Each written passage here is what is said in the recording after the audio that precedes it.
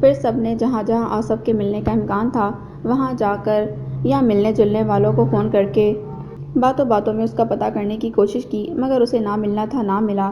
یوں لگتا تھا جیسے اسے زمین کھا گئی ہو یا آسمان نگل گیا ہو۔ ردا نے یونیورسٹی کے تمام فیلو سے معلوم کر لیا تھا۔ امریکہ آصف کی پھپھی اور کراچی میں موجود اس کے رشتہ داروں سے بھی رابطہ کیا گیا، مگر وہ کہیں موجود نہیں تھا۔ ردا کی جیسے دنیا ہی لٹ گئی تھی۔ مظفر صاحب کے کندھے کچھ اور جھک گئے۔ اکرما اور عبید نے تسلی اور دلاسے دیے، مگر در حقیقت وہ اندر سے ٹوٹ گئے تھے۔ آصف کے رشتے کے لیے وہ بہت مشکل سے مانے تھے۔ بیٹی کی ضد اور بیوی کے جھکاؤ کے آگے انہیں ہتھیار ڈالنے پڑے تھے۔ آج جس طرح وہ بنا نشان اور پتے کے غائب ہوا، انہیں پچھتاووں نے مزید گھیر لیا تھا۔ نہ جانے ابھی اور کتنی آزمائشیں ہیں اماں میرے نصیب میں۔ وہ ماں کے پاس بیٹھے تو بہت دل گرفتہ ہو گئے تھے۔ کبھی کبھی دل چاہتا ہے سب چھوڑ کر جنگلوں میں نکل جاؤں۔ آپ میرے لیے دعا کریں اماں کہ میرا مالک میری سزا میں کچھ تخفیف کر دے۔ ان کی اداسی اماں کے دل پر تیر کی طرح لگی۔ ایسا نہیں سوچتے مظفر، آزمائشیں آتی ہیں انسان کے یقین کو مضبوط کرنے کے لیے۔ تم فکر مت کرو، سب ٹھیک ہو جائے گا انشاءاللہ۔ اماں کے بوڑھے چہرے پر کرب کے آثار تھے، مگر وہ بیٹے کو تسلی دے رہی تھیں۔ بس فکر یہ ہے کہ آصف میاں جہاں بھی ہوں خیریت سے ہوں۔ وہ خیریت سے ہی ہوگا اماں، لندن میں اس کا علاج ہو سکتا ہے اچھی طرح۔ ان کا انداز تھکا تھکا تھا۔ اماں نے چونک کر انہیں دیکھا۔ تم سے کس نے کہا وہ لندن گیا ہے؟ سائرہ نے آج اس کے کمرے کی چیزیں چیک کی تھیں۔ ایک بل نکلا ہے ٹریولنگ ایجنسی کا آصف کی دراز سے۔ وہاں فون کیا تو پتہ چلا کہ وہ لندن چلا گیا ہے۔ یہ خبر بہت اچانک اور تکلیف دہ تھی۔ اماں کو بہت شدید دھچکا لگا تھا۔ تو کیا وہ علاج کے لیے گیا ہے؟ انہوں نے تحیر سے سوال کیا۔ شاید، مظفر صاحب کے لہجے میں تھکن تھی۔ تو یہ بات وہ بتا کر بھی تو جا سکتا تھا۔ پھر ردا اس کی بیوی ہے، وہ اسے بھی چھوڑ گیا یہاں۔ اماں نے دل پر ہاتھ رکھ لیا تھا۔ ان کے سوال کے جواب میں مظفر صاحب کی معنی خیز خاموشی تھی۔ اس دوران عبید اور اکرما اندر کمرے میں داخل ہوئے تھے۔ سارہ شیرازی بھی ان کے پیچھے پیچھے اندر آئیں۔ سنا تم نے بچوں، یہ کیا کیا آصف نے؟ ہائے ہائے میری معصوم بچی کو رول دیا اس نے۔ اماں ان دونوں کو دیکھ کر یکدم رو پڑی تھیں۔ پلیز دادی، حوصلہ کریں، مت روئیں اس طرح۔ ہو سکتا ہے آصف کو کوئی ایمرجنسی ہو۔ اکرما نے دادی کے کندھے پر بازو پھیلایا۔ ایسی بھی کیا ایمرجنسی کہ وہ اپنی نویاحتہ بیوی کو چھوڑ کر چلتا بنا؟ کم ذات کہیں کا، میری ردا نے کیا کیا نہیں کیا اس کے لیے۔ اس کی شادی کو کتنے مہینے گزر گئے، مجال ہے کبھی آصف کی خدمت میں ذرا سا بھی فرق آنے دیا ہو اس نے؟ سائرہ غصے سے پھنکارنے لگیں۔ ان کے سوال کا جواب کسی کے پاس نہیں تھا۔ ہاں مگر یہ بھی شکر ہے کہ کم از کم ہمیں تو پتہ چل گیا کہ وہ کہاں گیا ہے۔ اب اسے ٹریس کرنا آسان ہوگا۔ اکرما نے کہا تو سائرہ بیگم کے چہرے کے زاویے بگڑ گئے۔ کوئی ضرورت نہیں ہے ٹریس کرنے کی، اس کمینے احسان فراموش کو۔ اب میں اپنی نازو پلی بچی کی زندگی سے کھیلنے نہیں دوں گی۔ وہ معذور احساس کمتری کا مارا یوں بھی میری بیٹی کو دے ہی کیا سکتا ہے سوائے دکھ کے۔ سن لیں آپ سب کان کھول کر، اور ردا کو بھی سمجھا دیں کہ شیرازی ولا کے دروازے اس بے اہمیت انسان کے لیے اس قدر آسانی سے نہیں کھلیں گے۔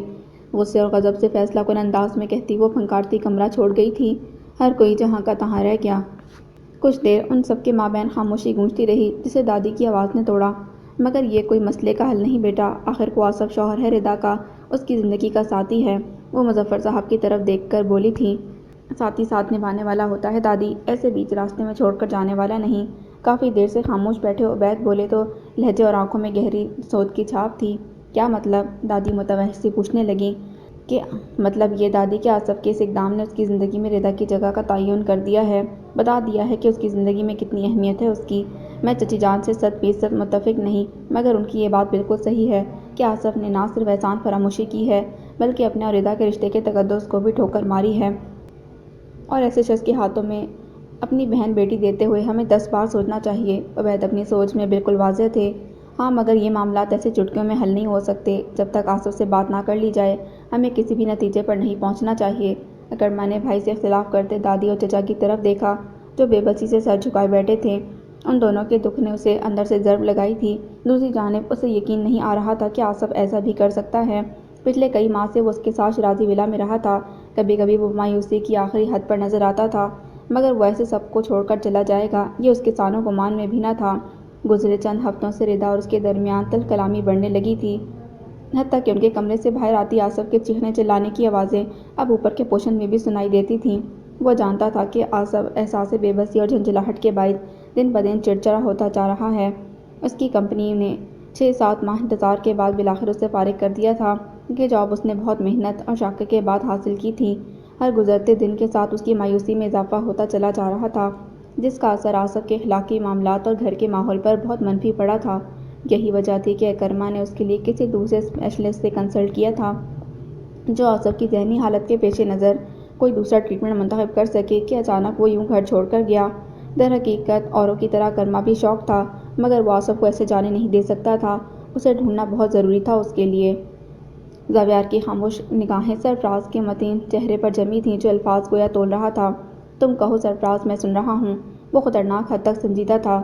دیکھو زاویار، بابر زمان اور شوکت زمان بہت بارسوخ اور خطرناک لوگ ہیں۔ ان سے الجھنا تمہارے لیے بالکل ٹھیک نہیں، اور وہ بھی محض ایک کار کی خاطر۔ زاویار کے چہرے پر فیصلہ کن تاثرات تھے، گویا اس نے بہت کچھ سننے پر خود کو تیار کر لیا تھا۔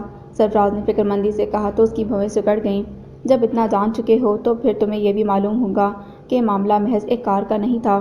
اس کے انداز میں واضح طنز تھا، مگر وہ سرفراز کو شرمندہ نہ کر سکا۔ میں تمہارے پرسنل میٹرز کی جاسوسی نہیں کر رہا زاویار۔ یہ ساری انفارمیشن مجھے میرے سورسز نے اس وقت دی جب تمہارے کہنے پر میرے بندوں نے بابر زمان کو ٹریس کر کے مجھ سے رابطہ کیا۔ Believe me, it was not like chasing you. وہ رسانیت سے بولا تھا، سچائی اس کے لہجے سے جھلک رہی تھی۔ زاویار نے گہری سانس بھر کر اس کی بات کو گویا دل ہی دل میں تولا۔ ان دونوں کے مابین پھر کچھ دیر خاموشی حائل رہی۔ کیا وہ لڑکی درے مکنون تھی؟ سرفراز کے سوال پر اس نے بے اختیار آنکھیں بند کر لی تھیں۔ وہ کچھ نہیں بولا۔ I am really sorry. کچھ دیر بعد سرفراز کی آواز کمرے میں گونجی۔ میں سمجھ سکتا ہوں زاویار کہ اس وقت تمہاری کیا فیلنگز ہیں، مگر وہ کچھ کہتے کہتے رکا تھا، جس پر زاویار نے آنکھیں کھول کر سیدھا اس کی آنکھوں میں جھانکا۔ نقصان کی تلافی میں مزید نقصان کرنا عقل مندی نہیں۔ مطلب؟ وہ گویا چڑھا۔ مطلب یہ کہ جو کچھ ہوا اس میں کسی کا کوئی قصور نہیں۔ وہ سب شاید اسی طرح ہونا تھا۔ تمہاری جگہ کوئی بھی ہوتا ہتھیار کے سامنے بے بس ہو جاتا۔ لہٰذا سب سے پہلے تو تم اپنے گلٹ سے باہر آؤ۔ سرفراز کے انداز میں کوئی تبدیلی نہیں آئی تھی اور اس کے لہجے اور چہرے کے منفی تاثرات کو رسانیت سے نظر انداز کرتا رہا، کیونکہ جب تک تم اس گلٹ سے باہر نہیں آؤ گے، انتقام کے جذبات تمہارے اندر کے غصے کو ابھارتے رہیں گے، اور غصے میں ہمارا برین ایسے انزائمز ریلیز کرتا ہے جو ریزن اور لاجک کو ڈسٹرائے کر دیتے ہیں۔ میں کسی سے انتقام نہیں لے رہا۔ اس نے دفاعی انداز اختیار کیا۔ در حقیقت سرفراز کی معلومات اور اپنے متعلق اس کے اندازوں سے اسے متحیر کر دیا تھا۔ وہ سوچ بھی نہیں سکتا تھا سرفراز سے اتنی اچھی طرح سمجھتا ہوگا۔ اور کسی سے نہ سہی، خود سے تو لے رہے ہو نا؟ کبھی دیکھا ہے خود کو اور سے؟ یوں لگتا ہے جیسے اپنے اوپر ہر خوشی حرام کر لی ہے تم نے۔ یہ محض تمہارے مفروضات ہیں۔ ضروری نہیں کہ میرے بارے میں تمہارا ہر گمان درست ہو۔ وہ تلخ لہجے میں بولا تھا۔ میں کسی گمان میں نہیں ہوں۔ شروع میں حیران ہوتا تھا کہ تم اپنی کوالیفیکیشن سے کم سیلری پر کم پوسٹ پر کیوں راضی ہوئے۔ پھر رفتہ رفتہ مجھے احساس ہوا کہ تمہیں خاص طور پر اغوا شدہ لڑکیوں کو بازیاب کرانے کی مہمات میں غیر معمولی دلچسپی ہے، چاہے اس کے لیے تمہیں اپنی جاب چھوڑ کر میری فرم کو جوائن ہی کیوں نہ کرنا پڑا۔ اور اس لگاؤ کی وجہ مجھے تب سمجھ آئی جب مجھے بابر زمان کے متعلق معلومات حاصل ہوئیں۔ سرفراز اعتماد سے گویا تھا۔ وہ لمحہ بھر کے لیے چپ سا رہ گیا۔ اور اس سے تمہاری دشمنی کی وجہ بھی۔ مگر ان سب باتوں سے تم یہ نتیجہ نہیں نکال سکتے کہ میں اس کے خلاف کوئی انتقامی کارروائی کرنے جا رہا ہوں۔ اس کا چہرہ تنا ہوا تھا۔ یہ نتیجہ میں نے ان باتوں سے نہیں، تمہارے مبہم رویے سے نکالا ہے۔ اس نے واضح کیا تو زاویار اسے گہری نظروں سے دیکھنے لگا۔ دیکھو زاویار، میں جانتا ہوں کہ پاکستان میں انصاف نہ ملنے کی وجہ سے بہت سے لوگ مایوس ہو کر قانون کو خود ہاتھ میں لے لیتے ہیں، مگر میں نہیں چاہتا کہ تم بھی ان میں سے ایک بن جاؤ۔ آج اس وقت جگہ جگہ ہونے والی ٹارگٹ کلنگز کی وجہ محض سیاسی ہی نہیں، ذاتی دشمنی بھی ہے، فرسٹریشن اور حسد بھی ہے، مذہبی انٹالرنس بھی۔ مگر ہمارا مشن ان تمام تعصبات اور ذاتی وجوہات سے بالاتر ہو کر محض لوگوں کی مدد کرنا ہے، قانون شکنی کرنا ہرگز نہیں۔ سرفراز ایک الگ ہی ویژن ہے، بہت سی مختلف بصیرت رکھنے والا شخص ہے۔ شاید ایسے ہی لوگوں نے مل کر ایک نظریاتی پاکستان کی بنیاد ڈالی ہوگی۔ وہ دل ہی دل میں سوچے بنا نہ رہ سکا۔ ضابطے کے مطابق بابر زمان پر کیس ہونا چاہیے، اور وہ بھی وکٹم یا اس کے لواحقین کی طرف سے۔ تم نہ اس لڑکی کے ولی ہو اور نہ ہی رشتہ دار۔ تم پر اس سے بدلہ لینے یا اسے کورٹ میں گھسیٹنے کا بظاہر کوئی قانونی حق نہیں ہے، اور نہ ہی یہ کوئی فرض ہے تمہارا۔ فرض تو تمہارا بھی کوئی نہیں ہوتا ان لوگوں کی طرف جن کو مختلف مسائل سے نکالنے کے لیے تم خود کو خطرے میں ڈال لیتے ہو۔ پھر وہ سب کیوں کرتے ہو تم؟ اس نے لاجواب ہو کر سوال داغا تھا۔ انسانیت کے ناطے، سرفراز نے بڑے سکون سے دوبدو کہا، میں نے اپنا مشن بنایا ہے اسے، لیکن اس کے لیے میں قانون کو ہاتھ میں نہیں لیتا، لا اینڈ آرڈر سے بالاتر ہو کر کام نہیں کرتا۔ تو پھر اگر میں بھی انسانیت کے ناطے ایسا کرنا چاہتا ہوں تو اس میں کیا غلط ہے؟ یہی تو مسئلہ ہے زاویار کہ تم یہ سب محض انسانیت کے ناطے نہیں کرنا چاہتے، اس میں تمہاری پرسنل گرج بھی شامل ہو چکی ہے، ذاتی اناد اور غصہ شامل ہو چکا ہے۔ میں نہیں سمجھتا کہ ایسا کچھ ہے، وہ ہٹ درمی سے بولا۔ آئی وش کہ ایسا ہی ہو۔ سرفراز نے گہری سانس بھر کر چند ثانیوں سے دیکھا۔ بہرحال میرے سمجھانے کا غلط مطلب مت اخذ کرنا تم۔ میں دوست ہوں، تمہارا خیر خواہ ہوں، قانون کے مطابق چلنے کے لیے میں ہر طرح سے تمہاری سپورٹ کرنے کو تیار ہوں۔ لاہور میں میرے واقف تمہاری ہر طرح کی ہیلپ کریں گے، بس تم امپلسو ہو کر فیصلے نہ کرنا۔ سرفراز کا ناصحانہ لہجہ خلوص سے بھرپور تھا۔ زاویار متاثر ہوئے بنا نہ رہ سکا۔ تم فکر مت کرو، میں بھی دشمن نہیں ہوں، اپنا ہونا بھی نہیں چاہیے، یوں بھی وہاں تمہاری فیملی ہے۔ سوچ سمجھ کر ہی قدم اٹھانا چاہیے تمہیں، اور پھر یہاں آنٹی آسماں تمہارا انتظار کریں گی۔ وہ گہری مسکراہٹ سمیت بولا تھا۔ زاویار اس کی بلیک میلنگ پر بے چین سا ہو گیا تھا۔ اس معاشرے میں ظلم کا بہت اندھیرا ہے زاویار، جسے صرف اور صرف قانون اور انصاف کی روشنی سے ہی دور کیا جا سکتا ہے، اور انصاف کا مطلب قانون کو اپنے ہاتھ میں لینا نہیں۔ اگر ہم سب اس طرح سوچنے لگے تو معاشرے میں انارکی پھیل جائے گی، جو خود ہمارے اور ہمارے آنے والی نسلوں کے لیے بڑا انتشار لائے گی۔ سو بی کیئرفل۔ مجھ سے اس قدر خوفزدہ ہونے کی ضرورت نہیں۔ یہ مصلحتیں پہلے میرے ہاتھ باندھ چکی ہیں۔ زنجیروں میں بندھا شخص کیا کسی کو سزا دے گا؟ وہ بولا تو لہجے میں تھکن سی تھی۔ انسان اگر قانون اور ضابطوں کی زنجیروں میں نہ بندھے تو پھر اس میں اور حیوان میں کوئی فرق باقی نہیں رہے۔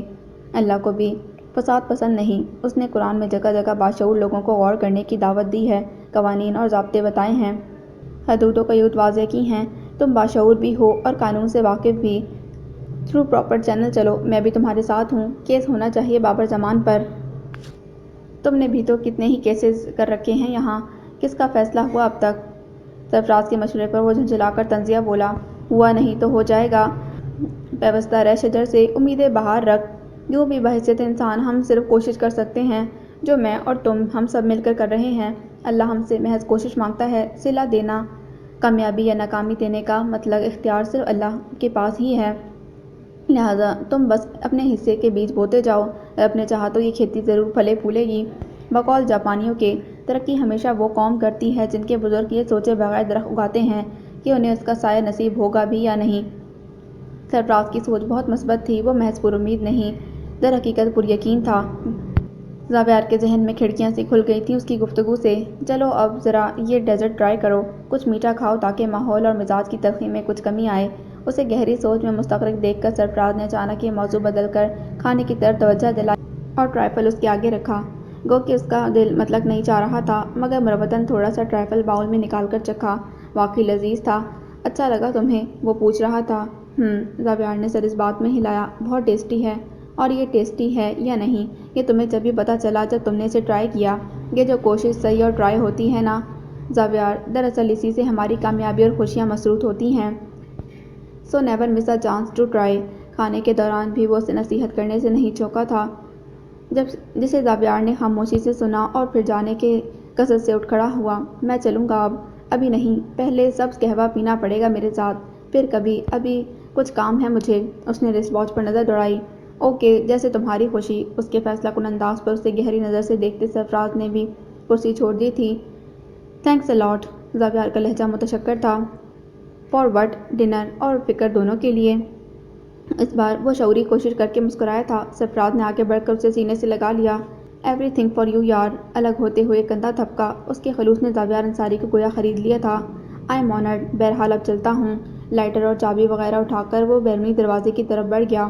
تو پھر کل چلو گے میرے ساتھ کلثوم کے پیرنٹس سے بات کرنے؟ سرفراز نے پورٹیکو میں رکتے اس سے سوال کیا تھا، جو کار کا فرنٹ ڈور کھول کر اندر بیٹھ گیا تھا اور جو اپنے مسئلے میں کلثوم والے قصے کو بھول ہی گیا تھا۔ ایک دم سرفراز کے چہرے کی طرف دیکھنے لگا، پھر کچھ سوچ کر بولا، اگر تم یہ ملاقات کچھ دن کے لیے ملتوی کر دو تو میں کلثوم کے لیے تم سے بہتر پروپوزل کا انتظام کر سکتا ہوں۔ اگنیشن میں چابی ڈالتے وہ بولا تو سرفراز کے ماتھے پر شکنیں ابھر آئیں۔ میری خالہ کا میرج بیورو ہے، میں ان سے کنسلٹ کر کے جلد ہی تمہیں انفارم کروں گا۔ وہ اس دوران بھابھی سے پیچ اپ کرنے کی کوشش کرو۔ حکم دے رہے ہو مجھے؟ کبھی کبھی ناصح کو بھی نصیحت درکار ہوتی ہے۔ مشورہ سمجھو یا حکم، مرضی ہے تمہاری۔ بہت سی تلخ اور دل کو بھاری کرنے والی سوچ کو پیچھے دھکیلتے وہ سنجیدگی سے کہہ کر کار نکال کر لے گیا تھا۔ پیچھے کھڑے سرفراز نے گہری سانس بھر کر کچھ سوچا تھا اور پھر اس کی انگلیاں نتاشا کا نمبر ملا رہی تھیں۔ کانچ کی طرح نازک نہ بنے کہ جو چاہے چور چور کرتا گزر جائے۔ خود کو مضبوط بنائیے، میں ہوں نا آپ کے ساتھ۔ اور ہم جانتے ہیں کہ ان کی باتوں سے تمہارا دل تنگ ہوتا ہے، تو تم اپنے پروردگار کی تسبیح کرتے اور حمد کرتے رہو اور سجدہ کرنے والوں میں شامل رہو۔ سورۃ الحجر 98۔ ایک طرف اکرمہ اور طاہرہ آنٹی کی آوازوں کی باز گشت تھی تو دوسری طرف مظفر انکل، دادی اور میمی خالہ کے چہروں پر لکھا دکھ تھا، جس نے اسے اپنے درد و تذلیل سے ابھرنے میں بھرپور مدد دی تھی۔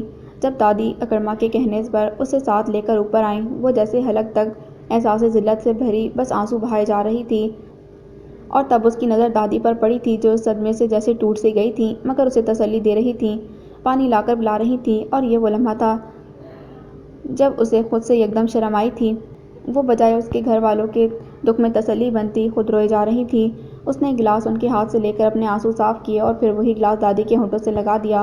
سب ٹھیک ہو جائے گا دادی، آصف بھائی انشاءاللہ واپس آ جائیں گے، آپ پریشان مت ہوں۔ کچھ تھا اس کے لہجے میں۔ دادی نے چونک کر اس کی طرف دیکھا تھا اور پھر اسے سینے سے بھینچ لیا۔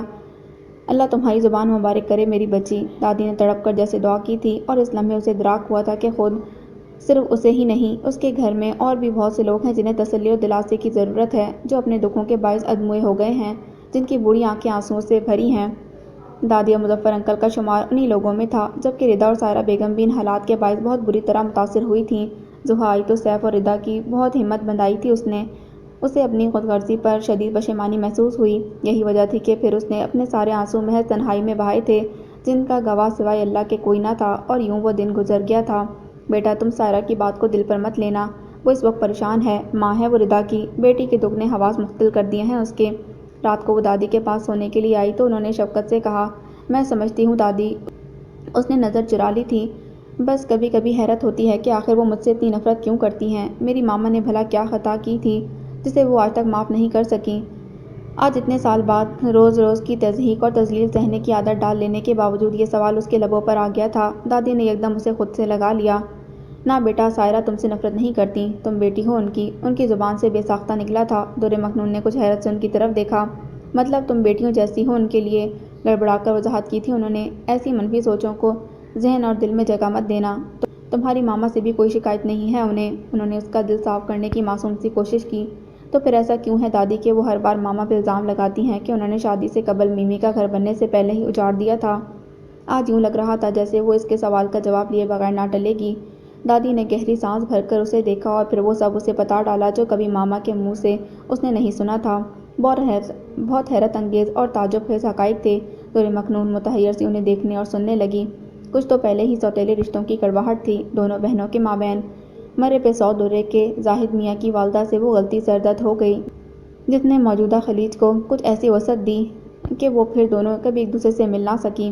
دادی اسے بتا کر خاموش ہوئی تو وہ سر جھکا کر ان کے پاس سے اٹھ گئی اور بیڈ کے کنارے پر جا کر لیٹ گئی۔ کرنے کو تو آنکھیں بند کر لی تھیں اس نے اور بظاہر سوتی بن گئی، مگر در حقیقت یہ حقائق جان کر اس کی نیند جیسے اڑ گئی تھی۔ آج اسے سائرہ شیرازی کی نفرت اور عناد کی صحیح وجہ معلوم ہوئی تھی۔ تو یہ خوبصورت اور طرح دار سی میمی خالہ میرے بابا زاہد علی کی بیوی بنتے بنتے رہ گئی تھیں۔ اف، کتنا مشکل رہا ہوگا ان کے لیے ماما کو اپنی جگہ دے دینا۔ ایمانداری سے سوچا تو اسے سائرہ کے احساسات حق بجانے پر فطری لگے، اور آسان تو واقعی نہیں ہوتا یہ سب برداشت کر لینا، جیسے اکرمہ کے ساتھ ردا آپی کا نام لیا جانا۔ مجھے چبھ گیا تھا۔ میمی خالہ نے بھلا وہ سب کیسے سہا ہوگا؟ اس کے دل نے چپکے سے سرگوشی کی تو اس نے پٹ سے آنکھیں کھول کر سامنے دیوار پر لگی دادی اور اکرمہ کی تصویر کو بلا ارادہ دیکھا۔ تو اگر مجھے ردا آپی کے حق میں اکرمہ سے دستبردار ہونا پڑا تو کیا مجھے برا لگتا؟ اس نے خود سے سوال کیا، جس کے جواب میں اندر تک سناٹا بچھ گیا تھا۔ کیوں کر رہے ہو تم یہ سب زبی؟ تم انسان ہو یا گرگٹ؟ کتنے رنگ ہیں تمہارے؟ میرا تمہیں ایک شاعرانہ میسج ہے، دو رنگی چھوڑ دے، یک رنگ ہو جا، سراسر موم ہو جا یا سنگ ہو جا۔ عجیب سرپھرا لاابالی سا میسج تھا شرین کی جانب سے، مگر اس مرتبہ ہر بار کی طرح غصہ آنے کی بجائے اس کے دل پر ایک نامعلوم سا بوجھ آ گرا تھا۔ یہ میں کیا کرنے لگا ہوں؟ کہیں بابر زمان کے ساتھ دشمنی نبھاتے نبھاتے میں شہری جیسی دوست کو ہی نہ کھو دوں؟ سلگتی سوچ اس کا وجود جلانے لگی تھی۔ میری بچی بہت تکلیف دہ دور سے گزر رہی ہے، ہمیں اس کے دکھ میں اس کا ساتھ دینا چاہیے۔ اس لیے میرے خیال میں اکرمہ کی شادی کو کچھ ٹائم کے لیے ملتوی کر دیتے ہیں۔ ڈنر ٹیبل پر سائرہ شیرازی بہت منتوں کے بعد آئی تھیں، جبکہ ردا تو تیسرے دن بھی خود کو کمرے میں مقفل کر رکھا تھا۔ کھانے کے لیے اندر آتی دور مکنون بھی دروازے پر رک گئی۔ ایسا کیسے کر سکتے ہیں ہم؟ کارڈز بھی بڑھ چکے ہیں۔ سدرا نے حیرت سے ان کی جانب دیکھا تھا۔ اس کے انداز میں تعجب کے ساتھ ساتھ ناگواری بھی تھی۔ کارڈز کی خیر ہے سدرا؟ ذرا سوچو، لوگ گھر میں آئیں گے تو آصف کے بارے میں پوچھیں گے کہ نہیں؟ سب کو कुरेद लग जाएगी। रिदा की शक्ल देखी है तुमने, वो भला छुपा सकेगी हकीकत? उन्होंने कहा तो सिद्रा लाजवाब सी होकर शौहर की शक्ल देखने लगी। अकरमा इस दौरान खामोशी से खाना खाता रहा। आपकी बात अपनी जगह ठीक है चची जान, मगर अकरमा की शादी डिले करना मसले का हल नहीं। आसफ किसी खास मुद्दत के लिए नहीं गया घर से कि हम उसकी वापसी तक के लिए ही शादी टाल दें। उबैद ने गहरी निगाह से अकरमा के चेहरे को देखा था, जिस पर बहुत कुछ लिखा नजर आ रहा था। यूँ भी मैं और सिद्रा बार बार पाकिस्तान नहीं आ सकते। मेरा दूसरा प्रोजेक्ट जैसे ही शुरू हुआ, उससे अगले 8-10 दिन तो मैं सिडनी से निकलने का सोच भी नहीं सकूंगा। वो साफ और वाज़ेह अंदाज में गोया थे। रह गई लोगों की बात तो हम उनको वही बताएंगे जो सच है। उबैद ने बड़े इत्मीनान से कहा तो सायरा बेगम तिलमिला गईं। टिटक कर बोली, चाहे उससे मेरी बच्ची का तमाशा ही क्यों ना बन जाए। नहीं, ऐसा कुछ नहीं होगा। आपने ही तो बताया कि वो लंदन गया है इलाज के लिए, तो यही सच हम लोगों को भी बता देंगे। रिदा भी शौक में है, मगर वो समझदार है। मुझे यकीन है सूरत हाल को बेहतर तौर पर मैनेज कर लेगी। आप फिक्र ना करें, मैं उससे बात कर लूँगा। सायरा ने मदद तरफ नज़रों से शौहर और सास की तरफ देखा। मेरा ख्याल है उबैद ठीक कह रहा है। शादी मुलतवी करना तो लोगों को और भी मशकूक कर देगा। इस नेक काम को होने दो, बल्कि ऐन मुमकिन है कि करमा की शादी में रिदा भी बहल जाए। मुज़फ़्फ़र साहब ने पुरसोच अंदाज में कहकर भतीजे से इत्तेफाक राय किया, लेकिन वो कुछ कहना चाह रही थी मगर उनकी बात मुकम्मल ना होने दी गई। लेकिन वेकिन को छोड़ो सायरा, और खुशी खुशी अकरमा की शादी की तैयारियां करो। हम खुश नज़र आएंगे तो लोग भी सवाल नहीं करेंगे। मुज़फ़्फ़र साहब ने गोया किस्से को ताकिया था। दौरे मखनून दरवाजे से ही वापस लौट गई। रोटियां उसने असगरी के जरिए अंदर भिजवा दी थीं। सायरा बज़ाहिर खामोशी इख्तियार कर गई थी, मगर ये सच था कि उनके अंदर की तिलमिलाहट और गुस्सा कई गुना बढ़ गया था, जिसका इजहार उनकी आंखों से हो रहा था। अकरमा ने बगौर उनके चेहरे को देखा और नज़र झुकाकर अपनी प्लेट पर मरकूज कर ली, तहाम उसका जहन जैसे अटक गया था। सायरा बेगम का इस शादी को रुकवाने का इसरार बेजा नहीं था। कुछ था उस तकरार के पीछे जो वो समझने से कासिर था। रिदा, मैं खैरियत से हूँ जहाँ भी हूँ, मेरी फ़िक्र मत करना और अकरमा और दुरे मखनून की शादी को एंजॉय करना। रिदा के सेल पर आने वाले आसफ के इस मैसेज ने दरहकीकत रिदा के दिलो दिमाग में मानो ज़िंदगी सी दौड़ा दी थी। पापा, आसफ ठीक है, उसने मुझे मैसेज भेजा है, वो खैरियत से है। रिदा की खुशी दीदनी थी। मुज़फ़्फ़र साहब के गले लगते उसने उन्हें सूरत हाल से वाकिफ़ किया था। क्या मतलब?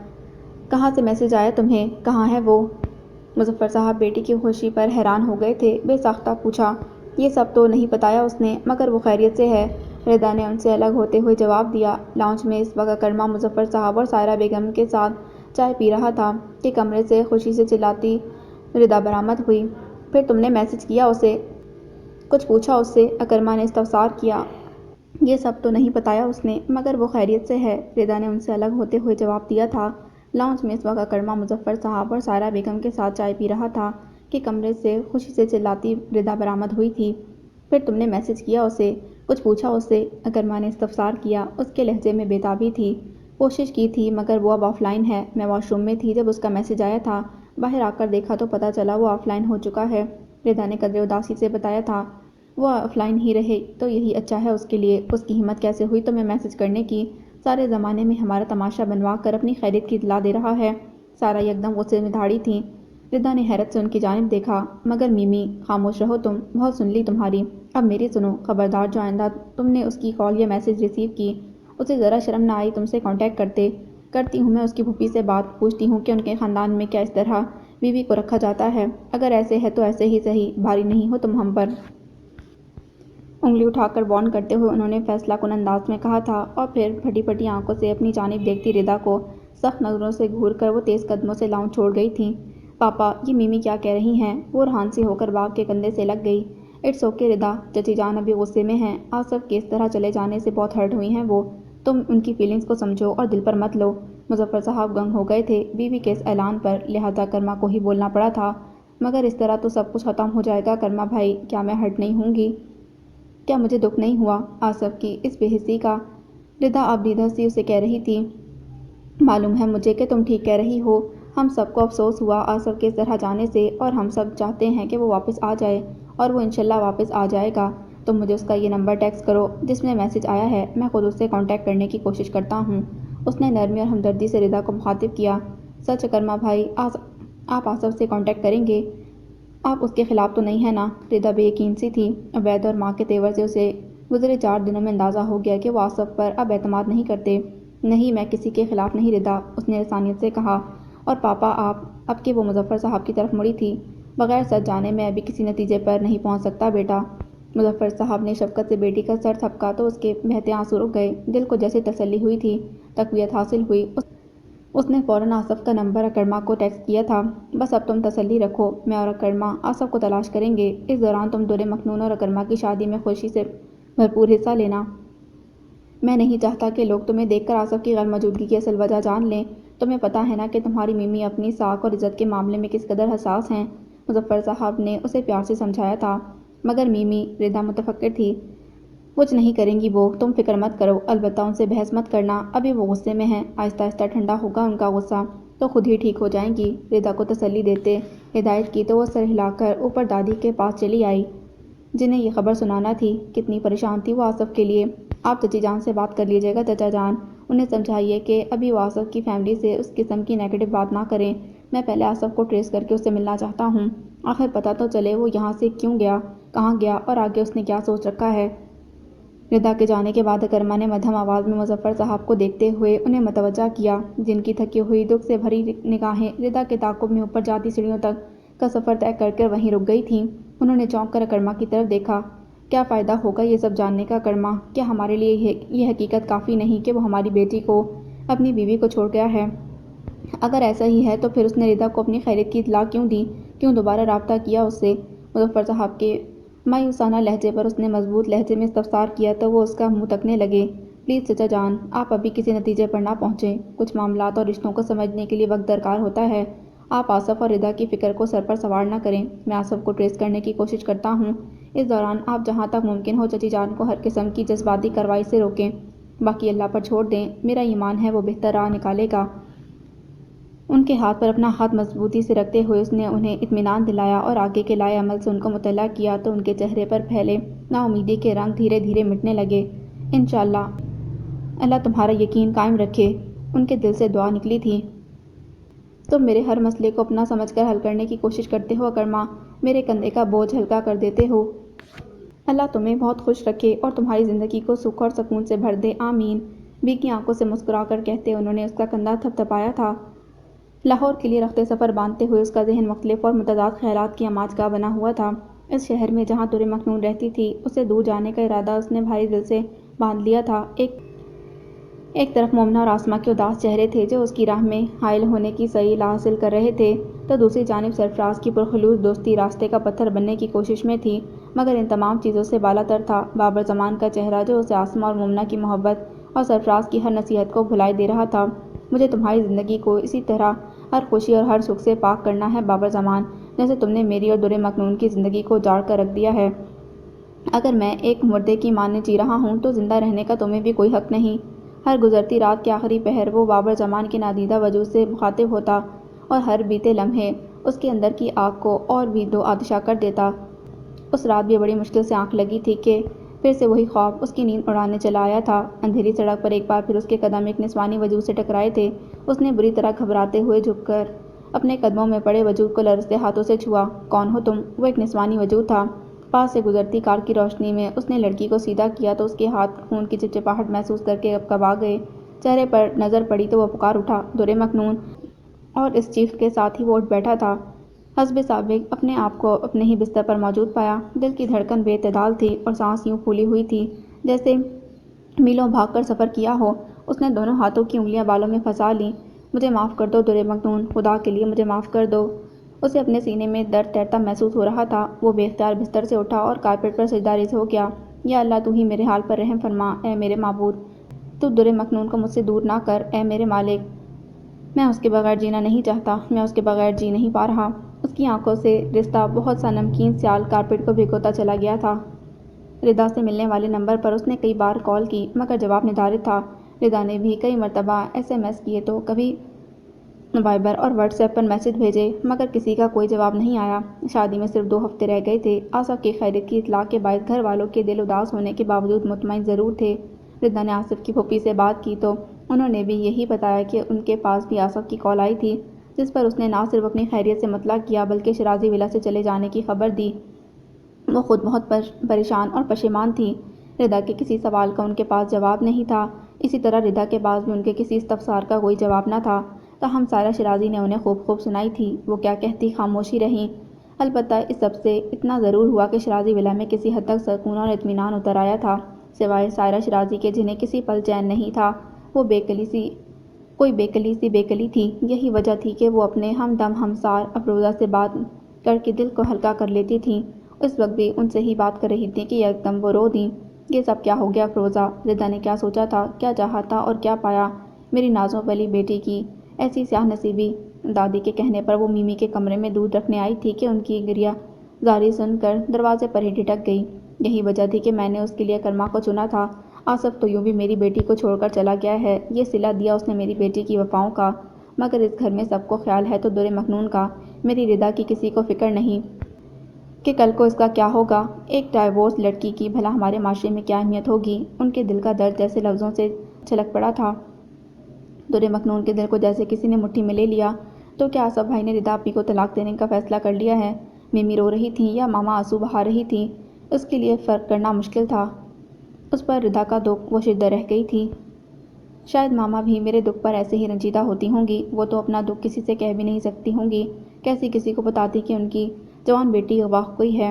اندر بیٹھی سائرہ شیرازی اس کے لیے صوفیہ زاہد تھی، جیسے وہ دوسری طرف سے افروزہ کچھ کہہ رہی تھیں، اسی لیے کمرے میں خاموشی چھا گئی، جسے ذرا دیر بعد سائرہ کی آواز نے توڑا۔ نہیں افروزہ، اب مجھے کسی پر بھروسہ نہیں رہا۔ میں تو چاہتی تھی کہ ردا کی خاندان میں ہی شادی کروں۔ اماں نے کتنے چاؤ سے مانگا تھا اسے اکرما کے لیے، کہ بد نصیبی سے یہ آصف میری بیٹی کی زندگی میں تاریک سایہ بن کر آ گیا۔ ہاں ہائے، کاش میں نے اس وقت ہاں کر دی ہوتی، کیسی پیاری جوڑی بنتی دونوں کی۔ اکرما جیسے ایجوکیٹڈ لڑکے کے ساتھ ردا کتنی خوش رہتی۔ پچھتاوے کے ناگونے ڈس رہے تھے۔ ہاں مگر قسمت، آج اگر صوفیہ زندہ ہوتی تو میں اس سے اکرما کو مانگ لیتی، جیسے میں نے اسے کل اپنا حق سونپا تھا۔ مجھے یقین ہے کہ وہ آج اپنا فرض ضرور پورا کرتی، مگر اب میں یہ سب سوائے تمہاری کسی اور سے نہیں کہہ سکتی۔ یکدم ہی وہ پھوٹ پھوٹ کر رو پڑی تھی۔ ان کے کمرے کی دہلیز پر کھڑی در مکنون کا دل جیسے آگ کی لو پر رکھ دیا گیا تھا۔ وہ آنکھوں میں تیرتے آنسو گالوں پر بہنے سے نہ روک سکی تھی۔ میمی خالہ کے جملے تھے یا تیر، سیدھے دل میں پیوست ہوئے تھے۔ ہاتھ میں پکڑے گلاس پر اس کی گرفت سخت ہو گئی۔ اندر سائرہ رو رہی تھی، ان کا ہر آنسو کسی تیزاب کے قطرے کی مانند اس کے احساس کے کاغذ کو جلائے جا رہا تھا۔ اس سے زیادہ وہ متحمل نہیں ہو سکتی تھی۔ اس نے بے اختیار قدم پیچھے ہٹائے تھے اور بوجھل دل لیے واپس لوٹ گئی۔ کوگے قدموں کی آہٹ نہیں ہوئی تھی، مگر اس کے پلٹتے ہی سائرہ نے مڑ کر دروازے کی طرف دیکھا۔ اس کا انک بلو آنچل ان کی نگاہوں سے اوجھل نہ ہو سکا تھا۔ ایک طمانینت بھری گہری مسکراہٹ نے آہستگی سے ان کے لبوں کا حصار کیا تھا۔ ٹشو باکس سے ٹشو نکال کر اپنے آنسو صاف کرتے انہوں نے اپنے سیل کو ان میوٹ کیا، جسے در مکنون کی آہٹ پاتے ہی انہوں نے میوٹ کر دیا تھا۔ دوسری طرف سے افروزہ ہیلو ہیلو پکار رہی تھیں۔ Hello Saira, are you there? Yes I am sorry, غلطی سے میوٹ ہو گیا تھا سیل، اطمینان سے کہتے ہوئے انہوں نے دونوں پیر بیڈ کے اوپر رکھ لیے اور تکیہ اونچا کر کے بیڈ ٹاؤن سے ٹیک لگا لی۔ افروزہ ان سے نہ جانے کیا کہہ رہی تھیں، جسے ان کا ذہن جذب کرنے سے قاصر تھا۔ اس وقت ان کی سوچ کا محور صرف در مکنون اور اس کا متوقع رد عمل تھا۔ اس نے وہ سب سن لیا تھا جو وہ اسے سنانا چاہتی تھیں۔ سائرہ کے الفاظ نے اس کے اندر جیسے ادھم سی مچا دی تھی۔ جس وقت وہ بوجھل دل لیے اوپر آئی دادی کے کمرے میں داخل ہونے سے پہلے لاشعوری طور پر نظر اکرما کے کمرے کی طرف اٹھی تھی، وہاں سدرا اور اکرما محو گفتگو نظر آئے، اور پھر سیکنڈ کے 1000ویں حصے میں اس کے دل نے جیسے فیصلہ کر ڈالا۔ قدم بے اختیار اکرما کے کمرے کی جانب بڑھے تھے۔ جوں ہی وہ اندر داخل ہوئی، سدرا اور اکرما نے حیرت بھری مسکراہٹ سے اس کا استقبال کیا۔ کیا میں آپ سے کچھ بات کر سکتی ہوں؟ اس نے براہ راست اکرما کو مخاطب کیا، تاہم وہ ان دونوں کے مسکرانے پر کچھ کنفیوز ہو گئی تھی۔ ضرور، کیوں نہیں؟ سدرا نے شوخی سے کہا۔ تو وہ پزل ہو کر اکرما کی طرف دیکھنے لگی۔ کہیے، میں سن رہا ہوں۔ اکرما اپنی بے ساختہ مسکراہٹ کو دبا کر بولا، مگر وہ چند ثانیوں کے لیے سوچ میں پڑ گئی۔ سمجھ میں نہیں آیا کہ سدرا بھابھی کے سامنے کیسے کہے۔ میرا خیال ہے در مکنون تم میری وجہ سے کانشیس ہو رہی ہو۔ سدرا اس دوران اٹھ کر اس کے پاس چلی آئی تھی۔ لہٰذا میں زیادہ دیر کباب میں ہڈی نہیں بنتی اور یہاں سے چلی جاتی ہوں۔ ان کا معنی خیز انداز اسے بلش کر گیا تھا، تاہم وہ خاموش ہی رہی، جس پر سدرا باقاعدہ ہنس کر دروازے کی طرف بڑھ گئی تھی، اور پھر باہر جاتے جاتے فکرہ اچھالا تھا، کھلے دروازے میں ہی کہنا سننا ہو جائے گا یا باقاعدہ دروازہ بند کرنے والی بات ہے؟ شوخی ان کے لہجے سے عیاں تھی۔ در مکنون شرم کے باعث نظر نہ اٹھا سکی۔ سدرا اپنے پیچھے دروازہ بند کر گئی تھی۔ بیٹھ جائیے در مکنون۔ وہ یوں ہی کھڑی رہی تو اکرما نے اسے پکارا۔ اسے اکرما کا لہجہ متبسم لگا تھا، جس پر وہ مزید سٹپٹا گئی۔ وہ سب کچھ جو سائرہ شیرازی کی باتیں سن کر سوچا تھا، لمحے بھر کے لیے ذہن سے محو ہو گیا۔ اس نے کچھ گھبرائی ہوئی نظروں سے سامنے بیٹھے اکرما کو دیکھا، جو اس کے چہرے پر لکھا تھا۔ اکرما سمجھ نہیں سکا۔ اگلے لمحے وہ اپنی جگہ سے اٹھ کھڑا ہوا، اور جوں ہی اس نے ایک قدم در مکنون کی طرف بڑھایا تو جیسے ہوش میں آئی۔ بند کمرے میں اس سے چند گز کے فاصلے پر تھی۔ کیا آپ یہ شادی روک نہیں سکتے؟ مکان کے انداز میں یہ سوال اس کے لبوں سے نکلا تھا۔ وہ ایک قدم پیچھے ہٹی تھی۔ اکرما اپنی جگہ جیسے ٹھٹک گیا۔ وجہ؟ اسے گہری نظروں سے دیکھتا وہ سینے پر بازو لپیٹ کر متوجہ ہوا، گو کہ اس کے نگوش میں نرمی تھی، مگر دور مخنون کا دل بری طرح دھڑک رہا تھا۔ گھر میں آج کل بہت ٹینشن ہے۔ ردا آپی اور میمی خالہ کی حالت دیکھ کر مجھے لگتا ہے کہ…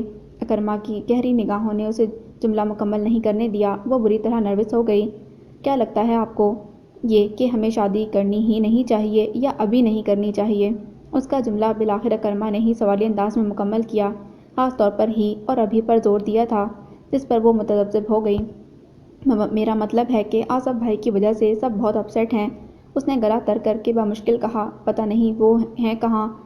وہ لندن میں ہے اور ردا کو اس نے میسج بھی کیا ہے۔ اگر آپ صرف اس وجہ سے کہہ رہی ہیں تو یہ فکر اپنے ذہن سے جھٹک دیں۔ اکرما سے ملنے والی اس نئی اطلاع نے اسے اندر ہی اندر سہما سا دیا تھا، تو گویا وہ واقعی ردا آپی کو چھوڑ گئے ہیں اور انہیں طلاق۔ اس سے آگے اس نے سوچا نہیں تھا۔ یوں بھی شادی کے لیے ہاں کہتے ہوئے آپ نے تو یہ بتایا نہیں تھا کہ نکاح کے لیے آصف کی موجودگی شرط ہے، لہٰذا اگر اصولی طور پر دیکھا جائے تو ہماری شادی ہو سکتی ہے۔ اب کہ اس کی اڑے اڑے رنگ والے چہرے کو اکرما نے خاص دلچسپی سے دیکھا تھا، گھنی مونچھوں تلے ہونٹوں پر بڑی دلفریب مسکراہٹ تھی۔ دور مکنون ہونٹ کاٹتے ہوئے کچھ سوچنے لگی تھی، پھر بولی، مگر آصف بھائی کیا وہ واپس آئیں گے؟ انشاءاللہ وہ ضرور واپس آئے گا۔ اس کے چہرے پر درد تشویش کے باعث اکرما نے لسانیت اور یقین سے کہا تھا، اور اگر وہ نہ آئے تو ردا آپی کا کیا ہوگا؟ ایسا کیوں سوچا آپ نے؟ آصف کیوں نہیں آئے گا؟ ردا بیوی ہے اس کی، میرے خیال میں ان دونوں کے درمیان محض مس انڈرسٹینڈنگ ہے یا غلط فہمی ہے، جو وقت کے ساتھ ساتھ ختم ہو جائے گی۔ دور مکنون کا لہجہ خدشوں سے پر تھا، جس کے باعث اکرما کے چہرے پر مسکراہٹ کی جگہ سنجیدگی چھا گئی۔ آخر آپ حالات اور معاملات کو مثبت نظر سے کیوں نہیں دیکھتی دور مکنون؟ Please be optimistic. اکرما کا ازلی نصیحت آمیز انداز اودایا تھا۔ دور مکنون محض ہونٹ کاٹنے لگی۔ اس کے کانوں میں ابھی بھی سائرہ شیرازی کی سسکیاں گونج رہی تھیں۔ کیا کسی نے کچھ کہا ہے آپ سے؟ کچھ تھا اس کے چہرے پر۔ اکرما نے بے ساختہ سوال کیا تھا اس سے، ایک کریت تھی لہجے میں۔ دور مکنون نے بلا سوچے سمجھے نفی میں سر ہلا دیا۔ در حقیقت اس کا ذہن الجھ گیا تھا۔ ادھر سائرہ کس وثوق سے ردا کے متعلق ہو جانے کا ذکر کر رہی تھیں، جبکہ یہاں اکرما کے انداز سے بلا کی طمانیاں ٹپک رہی تھیں۔ وہ تذبذب میں پڑ گئی کہ کسے ٹھیک سمجھے، آیا جو اس نے سائرہ شیرازی سے سنا ہے اسے، یا جو اس وقت اسے بتایا جا رہا ہے اسے سچ مانے۔ لہٰذا اس سے پہلے کہ اکرما مزید کوئی سوال کرتا، وہ ایکسکیوز کرتی کمرے سے نکل گئی، اور اس کے جانے کے ساتھ ہی اکرما کے چہرے پر چھائی مسکراہٹ بھی یکدم رخصت ہو گئی تھی۔ اسے یوں محسوس ہو رہا تھا جیسے وہ کسی ایسے شہر جا رہا ہے جہاں محض سڑکیں ہی سڑکیں ہیں، راستے ہی راستے، کوئی پڑاؤ، کوئی منزل نہیں، کوئی گھر نہیں، ایک انجان سی بے سمت مسافت ہے گویا۔ آسماں، مومنہ اور مہران اسے ایئرپورٹ چھوڑنے آئے تھے۔ نازیہ بھی ساتھ تھیں۔ حسب توقع سرفراز وہاں موجود تھا۔ اس نے نازیہ خالہ سے کلثوم اور اس کے حالات کا ذکر کر دیا تھا۔ سرفراز اور وہ دونوں اتفاق سے بیک وقت وہاں موجود ہوئے تو اس نے ان دونوں کا تعارف کروا دیا۔ بس نازو خالہ، آپ یوں سمجھیں کہ کلثوم کی شادی کرا کر آپ ایک نہیں دو گھر بسائیں گی۔ ایک پھیکی سی مسکراہٹ سرفراز کی طرف اچھال کر اس نے کہا تھا۔ نازیہ تمکنت سے مسکرا دیں اور پھر سرفراز سے کچھ دیر محو گفتگو رہیں۔ جلدی جلدی ملنے آیا کرنا زبی، میں منتظر رہوں گی۔ آسماں بہت حوصلے سے اس کا یوں جانا برداشت کر رہی تھیں۔ آپ فکر نہ کریں آنٹی، یہ ضرور آیا کرے گا، اور جو نہیں آیا تو میں ہوں نا، کان سے پکڑ کر لائن حاصل کر دوں گا۔ سرفراز نے زاویار کے کندھے پر ہاتھ مار کر بے تکلفی سے کہا تھا۔ کچھ تھا اس کے لہجے میں جس نے زاویار کے شعور کی کسی تہہ کو چھوا تھا، اور پھر ان سب کو اپنی واپسی کا یقین دلاتا وہ 3 سال بعد یعنی اسی شہر کی طرف گامزن ہو گیا جس نے اس سے بہت کچھ چھین لیا تھا۔ بیتی یادوں کی کرچیاں اس کے تصور کو لہولہان کیے دے رہی تھیں، اور اس لمحے اس نے تڑپ کر کسی ایسے معجزے کی دعا مانگی تھی جو دور مکنون کو اس کی زندگی میں واپس لے آئے۔ کبھی دور مکنون نے بھی میری واپسی کے لیے شاید ایسے ہی تڑپ کر مناجات کی ہوں گی جب میں اسے ان درندوں کے حوالے کرایا تھا۔ کیسے کیسے نہ پکارا ہوگا مجھے، کون سی بد دعا نہ دی ہوگی مجھے۔ جہاز کی سیٹ سے ٹیک لگا کر اس نے آنکھیں موند لی تھیں۔ دیکھ لو دور مکنون، تمہاری کوئی بد دعا رائگاں نہیں گئی، زندگی کی ہر خوشی روٹھ گئی ہے مجھ سے۔ جب تمہاری تباہی کے عوض یہ زندگی چنی تھی تب معلوم نہ تھا کہ کبھی کبھی زندگی موت سے بھی بدتر ہوتی ہے۔ دادی نے اکرما کی سادگی والی شرط پر کوئی اعتراض نہیں کیا تھا، مگر سدرا اور زوہا نے روز ہی گھر میں لڑکیوں کو بلا کر ہلا گلا شروع کر دیا تھا۔ ردا بھی اس ہنگامے کا حصہ بن گئی تھی۔ کچھ تو آصف کی خیریت کی اطلاع نے ذہنی سکون عطا کیا تھا، اور کچھ وہ روتی بسورتی شکل بنا کر میمی کے غصے کو مزید دعوت نہیں دینا چاہتی تھی۔ اسی دوران زارا بھی شارجہ سے آ گئی تو رونق میں اضافہ ہو گیا۔ آنے جانے والوں کے خیال سے سائرہ بیگم نے بھی بادل ناخواستہ ان تمام سرگرمیوں میں حصہ لینا شروع کر دیا تھا۔ البتہ دور مکنون کے سامنے اٹھتے بیٹھتے وہ کچھ یوں آہیں بھرتی کہ وہ اس احساس جرم میں مبتلا ہوئے بغیر نہ رہتی، اور اگر موقع مل جاتا تو اس کے کانوں میں بھی اکرما کے بارے میں کچھ ایسی باتیں انڈیلتی کہ وہ خود ترسی میں مبتلا ہوئے بغیر نہ رہ پاتی۔ اکرما کی خواہش کے مطابق شادی میں کوئی ہندوانہ رسم ادا نہیں کی جا رہی تھی، لہٰذا مایوں وغیرہ کا کوئی سلسلہ نہیں رہا۔ البتہ نکاح اور ولیمے کی تقاریب میں سب کو اپنے ارمان پورے کرنے کا کھل کر موقع مل گیا تھا۔ دور مکنون کے ملبوسات، زیورات اور فرنیچر وغیرہ سب اکرما نے اپنے اکاؤنٹ سے خریدے۔ مظفر صاحب نے بہت چاہا کہ وہ بیٹی کے جہیز کے نام پر کچھ دے سکے، مگر وہ راضی نہیں ہوا، بلکہ الٹا انہیں شیرازی ولا کا نچلا پورشن واپس سیف کے نام کرنے کو کہا تھا اس نے۔ پلیز چچا جان، میری بات پر ٹھنڈے دل سے غور کریں۔ آپ دور مکنون کو سیکیورٹی دینا چاہتے تھے نا، شیرازی ولا کا حصہ بنانا چاہتے تھے۔ وہ میری زندگی کا اہم ترین حصہ بننے والی ہیں، لہٰذا ان کی فکر اللہ کے بعد مجھ پر چھوڑ دیں پلیز۔ جو میرا ہے وہ سب دور مکنون کا ہے۔ اس نے انہیں واضح الفاظ میں سمجھایا تھا، مگر مظفر صاحب بھی کیا کرتے، باپ تھے، زندگی میں اسے انہوں نے دیا ہی کیا تھا جو اس بار قدم پیچھے ہٹا لیتے۔ سائرہ سے آج تک اسے اس کا جائز حق نہیں دلوا سکے تھے، اس لیے اکرما کی بات نہ مان سکے۔ البتہ شادی کے لیے انہوں نے بیوی کو سمجھایا تھا، یہ شادی صرف دور مکنون کی نہیں، اکرما کی بھی ہے، کم از کم اکرما کے لیے ہی خوشی خوشی حصہ لو۔ اماں کی طرف دیکھو، وہ کتنی خوش ہیں، سدرا اور عبید بھی تمہارے رویوں کو محسوس کرتے ہوں گے۔ پلیز اپنے ماضی سے باہر آؤ اور اپنے بچوں کے مستقبل پر نظر رکھو۔ تمہارے اختلافات گھر کے اندر رہیں، اچھا ہے، کہیں ایسا نہ ہو کہ گھر سے باہر بھی اخبار چھپنے شروع ہو جائیں۔ کچھ شوہر کے سمجھانے کا اثر تھا اور کچھ بیٹیوں کے سسرال والوں اور اکرما اور عبید کا خیال، انہوں نے اوپری دل سے صحیح شمولیت اختیار کرنی شروع کر دی تھی۔ اظہار صاحب کاروبار چھوڑ کر جلدی جلدی نہیں آ سکتے تھے۔ دور مکنون نے سنا تو سکون کا سانس لیا۔ آج کل یوں بھی طاہرہ بانو کی کاؤنسلنگ کے ذریعے اللہ نے اسے اپنے خوف پر قابو پانے کے لائق بنا دیا تھا، خاص طور پر ذکر الہی نے بڑا سکون عطا کیا تھا۔ خبردار، اللہ کے ذکر سے دل اطمینان پاتے ہیں۔ گھبراہٹ اور اضطراب میں اکثیر کا کام دیتا ذکر اللہ اسے، مگر جوں شادی کا دن قریب آ رہا تھا، فطری طور پر وہ متفکر تھی۔ فکر اپنے رد عمل کی تھی تو فریق ثانی کی توقعات کی بھی تھی، اور ارد گرد بسنے والے لوگوں کی امید کی بھی۔ دادی مظفر صاحب، زوہا اور طاہرہ آنٹی کی محبتوں اور کاوشوں کو وہ کیسے نظر انداز کرتی، جو اس کی خوشیوں کی خاطر کب سے دعائیں، مناجات اور کوششیں کر رہے تھے، مگر کیا کرتی۔ یاد ماضی اور احساس کمتری نے خوش ہونے کا ہنر جیسے کہیں گم کر دیا تھا۔ کبھی کبھی وہ بہت رونا چاہتی، ماما اور بابا کو یاد کرنا چاہتی، مگر زوہا، سدرا اور ردا اسے ممکن نہ ہونے دیتی۔ صبح اٹھنے سے لے کر رات گئے تک سب لوگ اس کے ارد گرد ایسے ہنگامہ برپا رکھتے کہ وہ یکسوئی سے کچھ بھی سوچ نہ پاتی۔ البتہ ردا کو دیکھ کر اس کا دل دکھ جاتا۔ اکرما سے آج کل اس کا پردہ کرایا جا رہا تھا، جن پر کبھی کبھی وہ مصنوعی بحث پر اتر آتا تھا، اور اس تکرار کا ذکر سدرا خوب مزے لے لے کر کرتی تھی۔ ردا بھی ہنس کر یہ ساری باتیں بتاتی تو وہ نظر چرا کر رہ جاتی۔ کیا واقعی اکرما کو مجھ سے شادی کرنے کی خوشی ہے مجھ سے؟ وہ دل ہی دل میں حیران ہوتی، ایسا پہاڑ سا حوصلہ اور سمندر جیسا وسیع زر کہاں سے لائے ہیں وہ، حالانکہ وہ جانتے ہیں کہ میں انہیں ایک نارمل زندگی کبھی نہیں دے سکوں گی۔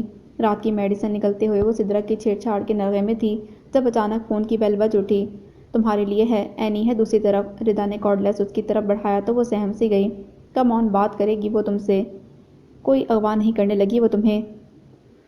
سن سن، کئی گولیاں جیسے بیک وقت سنسناتی ہوئی اس کے سر کے آر پار ہوئی تھی۔ مرے مرے ہاتھوں سے کارڈلیس پکڑ لیا تھا اس نے۔ اف دوری، کیسی ہو تم؟ بہت بہت مبارک ہو تمہیں۔ اینی کے مسرت سے لبریز آواز سنائی دی تو مانو جیسے جان میں جان آ گئی۔ میں ٹھیک، تم سناؤ؟ میں بہت خوش ہوں دوری، زوی بھائی واپس لاہور آ رہے ہیں، انصاری ہاؤس کی رونقیں اور خوشیاں لوٹنے والی ہیں، اور تمہیں معلوم ہے کہ زوی بھائی شادی کے لیے بھی مان گئے ہیں۔ اینو شروع ہوئی تو رکی نہیں، آخری بات ہی ایسی تھی کہ اسے اپنی سانس لمحے بھر کے لیے رکتی محسوس ہوئی۔ تم میرے لیے بہت لکی ہو دوری، جب سے تم مجھے دوبارہ ملی ہو، مجھے ایک کے بعد دوسری خوشی ملتی جا رہی ہے۔ تمہارے نصیب کی ہر خوشی تمہیں اللہ سبحانہ وتعالیٰ نے اپنی رحمت سے عطا کی ہے اینی، اس کا کریڈٹ مجھے مت دو، بس اس کی ذات کا شکر ادا کرو جو تمہارے لیے مہربان ہے۔ وہ بلا ارادہ اور بے ساختہ اسے ٹوک گئی تھی، لہجہ ہموار تھا۔ اینی سن کر نادم سی ہو گئی۔ سوری یار، صحیح کہتی ہو تم، یہ اللہ ہی تو ہے جو ہمیں عطا کرتا ہے، پھر کتنی بری بات ہے کہ جب اس کا شکر ادا کرنے کا موقع آئے تو ہم سارا کریڈٹ اس کی مخلوق کو دے ڈالیں یا خود لے لیں، اور مخلوق بھی وہ جو خود محتاج ہے۔ اگر کوئی کسی کو خوشی دینے کے لائق ہوتا تو اپنے دکھ نہ مٹا لیتا۔ دور مکنون کے لہجے میں محسوس کی جانے والی بات تھی۔ او ہو بھائی، کیا بات ہے ہماری دوری کی، لگتا ہے پروفیسر اکرما صاحب کی شادی رنگ لے آئی ہے، تم تو پکی اسکالر بنتی جا رہی ہو دوری۔ اینی کو خوب موقع ہاتھ آ گیا تھا، اسے خوب چھیڑا۔ ویسے میرا تمہاری شادی پر آنا بہت مشکل ہوتا جا رہا ہے، میمونہ پھوپھی اور شہری آپی پہلے ہی لاہور آ چکی ہیں، اور اب تو زوی بھائی بھی لاہور آ رہے ہیں۔ زارا بھابھی تو مجھے بلا رہی ہیں مگر آقا جانوں سے اجازت ملنا مشکل ہے۔ اجی بھائی بھی تو نہیں ہے نا وہاں، اینی کے اپنے مسئلے تھے۔ خیر زبی بھائی اگلے گھنٹے میں پہنچ جائیں گے گھر، ابھی تو کچھ دن پڑے ہیں تمہاری شادی میں۔ زبی بھائی آ جائیں تو ان کو سیٹ کرنے کی کوشش کروں گی، اللہ کرے وہ مان جائیں اور تمہاری شادی میں لے آئیں مجھے کراچی۔ اینی کی محبت بھرے پرخلوص دعا نے اسے آمین نہ کہنے دیا۔ اللہ نہ کرے، اس کا رواں رواں دعا گو تھا۔ اچھا تم مجھے اپنی سنیپس بھیجو، میں دیکھوں تو پیلے سوٹ میں کیسی لگ رہی ہو تم۔ اینی کی آواز نے اسے متوجہ کیا تھا۔ میں نے پیلا سوٹ نہیں پہنا اینی، ان فیکٹ میری شادی پر ایسی کوئی غیر اسلامی رسم نہیں کی جا رہی۔ اس کے لہجے میں رسانیت تھی۔ وٹ؟ اینی حسب توقع حیران تھی۔ اور یہ حکم شاہی کیا کرما بھائی کا نافذ کردہ ہے؟ اور تم نے کوئی احتجاج یا اعتراض نہیں کیا؟ میں بھلا کیوں اعتراض کرتی، غلط تو نہیں کہا انہوں نے؟ نکاح اور ولیمے کے علاوہ باقی تمام رسومات غیر شرعی اور غیر اسلامی ہی تو ہیں۔ اینی کی حیرت پر اس کا رد عمل بڑا پرسکون تھا۔ پھر بھی کلچر بھی تو کوئی چیز ہے، پھر ان رسومات کی وجہ سے کتنی رونق لگتی ہے، مزہ آتا ہے۔ اینی بحث پر اتر آئی تھی۔ کلچر کو مذہب کے تابع ہونا چاہیے اینی، ہمارا دین ایک مکمل ضابطہ حیات ہے، ہماری روایات، ثقافت، تمدن، معاشرت، معیشت اور سیاست سب کو دین اسلام کے مطابق ہونا چاہیے۔ اینی کو حیرت ہوئی تو وہ بہت مضبوط لہجے میں مربوط گفتگو کر رہی تھی، بالکل 3 سال پہلے والی در مکنون کی طرح مدلل انداز اور مستحکم آواز کے ساتھ۔ رہ گئی بات رونق کی تو وہ گھر میں بہت ہے، میمی خالہ نے بہت سے مہمان بلا رکھے ہیں، سدرا بھابھی اور زوہا آپی وغیرہ سارا وقت میلہ لگائے رکھتی ہیں۔ اسے احساس بھی نہیں ہوا کہ لاشعوری طور پر وہ کس قدر دفاعی انداز اختیار کر گئی تھی، جسے محسوس کر کے اینی ایک دم ہنس پڑی۔ در حقیقت وہ متاثر ہوئی تھی۔ واؤ، بہت لگی ہیں کرما بھائی، جو تم جیسی سسرال پرست اور شوہر کی اطاعت گزار بیوی مل رہی ہے انہیں۔ ابھی سے یہ حال ہے تو نکاح کے بعد کیا ہوگا؟ تم تو پوری کی پوری ان کی رضا کے مطابق ڈھال لوگی خود کو، گویا موصوف کی 5 انگلیاں گھی میں، سر کڑھائی میں۔ اینی ہنستے ہوئے بولی تو وہ جھیپ گئی۔ سچ میں تم جیسی ہی کوئی زبی بھائی کو ملنی چاہیے تھی، ان کے مزاج کو بہت راس آتی تمہاری یہ تابعداری۔ شاید یہ انصاری خاندان کا جینیٹک کوڈ تھا کہ مرد سوچے سمجھے بغیر قدم اٹھانے کے عادی تھے تو خواتین بنا تولے بولنے کی۔ ایک طرف اظہار اور زاویار تھے تو دوسری طرف اینی اور شہرین۔ اس نے دل کی ایک دھڑکن مس ہوتی محسوس کی۔ اینی کتنی بڑی بات کس قدر آرام سے کہہ گئی تھی، پر خیر ہے، شہری آپی بہت اچھی ہیں، زبی بھائی کو جھیل لیتی ہیں وہ۔ اس کی خاموشی پر اینی نے ہنستے ہوئے کہہ کر اپنی پچھلی بات کا اثر زائل کرنے کی کوشش کی۔ پھر کافی دیر اینی اس سے ادھر ادھر کی باتیں کرتی رہی۔ اسے مصروف دیکھ کر ردا اور سدرا کمرہ چھوڑ گئی تھیں۔ فون بند ہوا تو وہ گھٹنوں پر سر ٹکا کر بیٹھ گئی اور چند گہری سانسیں لیں۔ زاویار اور اینی دونوں کو یہ ہنر حاصل تھا کہ وہ اسے منٹوں میں ہلا ڈالتے تھے۔ دوری تم نے رات کی میڈیسن لے لی؟ تمہارے ہونے والے سرتاج فکر مندی سے پوچھ رہے ہیں۔ زوہا نے اتنے میں دروازے سے اندر جھانکا تھا۔ جی لے لیں، شاباش، خوش رہو، صحیح کی فرما بردار بیوی مل رہی ہے اکرما کو۔ زوہا شوخی سے کہہ کر ہنسی تو بے ساختہ اس کے لبوں پر مسکراہٹ پھیل گئی۔ ابھی ذرا دیر پہلے اینی نے بھی یہی کہا تھا، اور تمہیں ایک شاندار اور ذمہ دار شوہر، اللہ جوڑی بنائے رکھے خوشیوں کے ساتھ۔ اس کے نزدیک آتے ہوئے زوہا نے باقاعدہ بڑی بوڑھیوں کے انداز میں اس کی بلائیں لیں تو وہ بلش کر گئی۔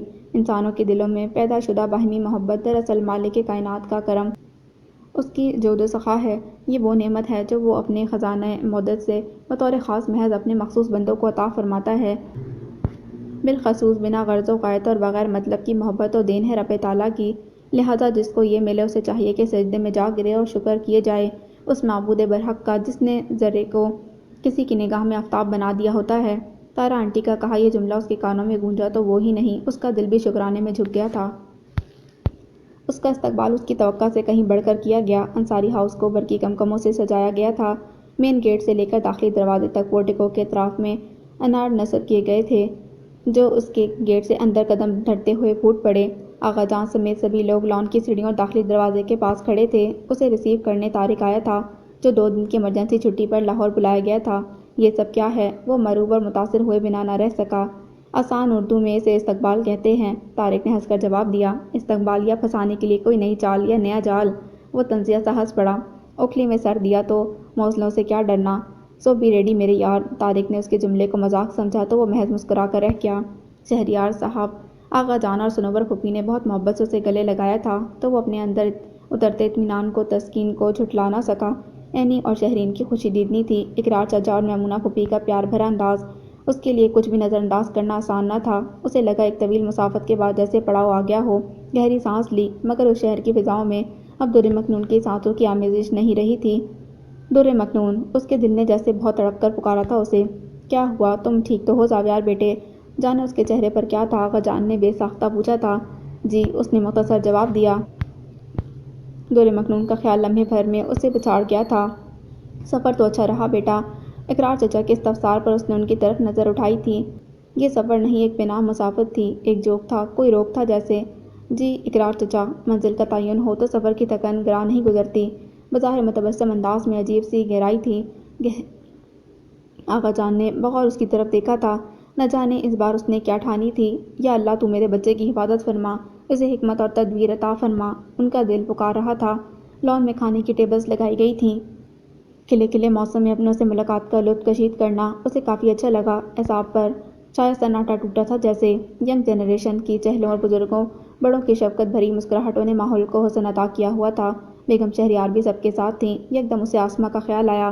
اس نے سوچا کہ کیسا لگتا اگر بیگم شہریار کے بجائے آج وہ یہاں ہوتیں اور شہرین کی جگہ دور مکنون کے ساتھ اس کا نام لیا جا رہا ہوتا۔ اس کا ذہن کچھ سال پیچھے چلا گیا۔ اس کی ایکسیلنس پارٹی تھی اور اسی طرح لان میں لوگوں کا میلہ لگا ہوا تھا جب وہ اینی کے ساتھ اندر داخل ہوئی تھی۔ وائٹ کڑھائی والے شیفون کے سوٹ میں اس میں بامسما لگ رہی تھی وہ۔ واقعی کوئی چھپا ہوا موتی تھی وہ، جیسے بالکل یہیں لان کی سیڑھیوں پر اینی کے ساتھ کھڑی کھلکھلا کر ہنسنے والی دور مکنون اس کی راتوں کی نیند اڑا لے گئی تھی۔ وہ چشمے تصور سے اسے دوبارہ چلتا پھرتا دیکھ رہا تھا کہ سنوبر پھوپھی نے اس کی خاموشی کو اس کی تھکن پر محمول کرتے ہوئے بالآخر سب کو سونے کے لیے کمروں میں جانے کا حکم دے ڈالا تھا۔ آغا جان کافی دیر پہلے ہی سونے جا چکے تھے۔ وہ بھی اٹھ کر اندر چلا آیا۔ اس کا کمرہ ویسا کا ویسا ہی تھا جسے وہ چند سال پہلے چھوڑ کر گیا تھا، مگر اسے کسی چیز سے بھی انسیت کا احساس نہیں ہوا۔ عجیب سی گھٹن تھی اندر۔ کچھ دیر بمشکل گزار کر وہ باہر چلا آیا تھا۔ رات کا نہ جانے کون سا پہر تھا۔ لان اب خالی ہو چکا تھا۔ وہ کین کی کرسی پر نیم دراز ہو کر پورے چاند کو تکنے لگا تھا کہ اچانک دل میں کیا سمائی اٹھا اور مین گیٹ کھل کر باہر نکل گیا۔ واچ مین گیٹ کے ساتھ بنے کیبن میں جاگ رہا تھا۔ حیرت سے اسے جاتے دیکھا مگر بولا کچھ نہیں۔ زاویار کے تیکھے مزاج سے ٹھیک ٹھاک آگاہی تھی اسے۔ خاموشی میں ہی عافیت جانی۔ وہ خالی ذہن سا چل پڑا تھا کہ آخری بنگلے تک پہنچ کر اس کے قدم ٹھٹک گئے۔ یہاں رہتی تھی دور مکنون۔ یہ کبھی اس کا گھر تھا، وہ گھر جس کی خوشیوں کو بابر زمان کی سفاکیت ہڑپ کر گئی تھی۔ یہاں آ کر اس کے دل پر جیسے بوجھ آ گرا تھا۔ احساس ندامت میں مزید اضافہ ہوا تھا۔ ساتھ ہی بابر زمان کے خیال نے اس کے دل اور دماغ میں کھولن بھر دی تھی۔ پھر اسے معلوم نہیں کہ وہ کتنی دیر اسی روڈ پر اضطراری حالت میں ٹہلتا رہا، حتیٰ کہ اس کے موبائل پر رنگ ہوا جسے اس نے بے خیالی میں ریسیو کیا۔ رات کے 3 بج رہے ہیں زبی، خدا کے لیے گھر آ جاؤ۔ یہ تمہیں الو اور چمگادڑوں کی طرح راتوں کو جاگنے کی بیماری کب سے ہو گئی ہے؟ دوسری طرف شہرین تھی۔ دس از نن آف یور بزنس۔ 10 بار کہا ہے کہ اپنے کام سے کام اور اپنے مطلب سے مطلب رکھا کرو۔ اسے ایک دم غصہ آ گیا۔ اور اگر میرا ہر کام اور مطلب تم سے ہی منسلک ہو تو؟ اس بار شہرین کے لہجے میں واضح شرارت تھی۔ تو تمہارا سر گو ٹو ہیل۔ سامنے پڑے پتھر کو ٹھوکر مارتے ہوئے اس نے تل ملا کر رابطہ منقطع کر دیا۔ دور مکنون کی یادوں کے تالاب میں شہرین کی کال کا پتھر سارا سکون درہم برہم کر گیا تھا۔ وہ ایک عالم بیزاری میں انصاری ہاؤس لوٹا تھا۔ پھر بقیہ رات بھی ایسے ہی گزر گئی۔ حسب معمول 2-3 گھنٹوں کی نیند لے سکا تھا۔ البتہ صبح ناشتے کی ٹیبل پر آتے ہوئے اس کا موڈ خاصا بہتر تھا۔ شرین نے کسی قدر حیرت سے اسے دیکھا۔ اپنے گھر میں اس کی صبح بھلے 10 بجے ہوتی ہو، مگر انصاری ہاؤس کی روایت کے مطابق وہ خود بھی 8 بجے ٹیبل پر موجود تھی۔ کیا لوگے زبی؟ پراٹھا بنا دوں یا سینڈوچ کھاؤ گے؟ سنوبر پھوپھی کا شفیق انداز ہمیشہ کی طرح تھا۔ بوائل ایگ ود کافی، وہ مسکرا کر بولا تھا۔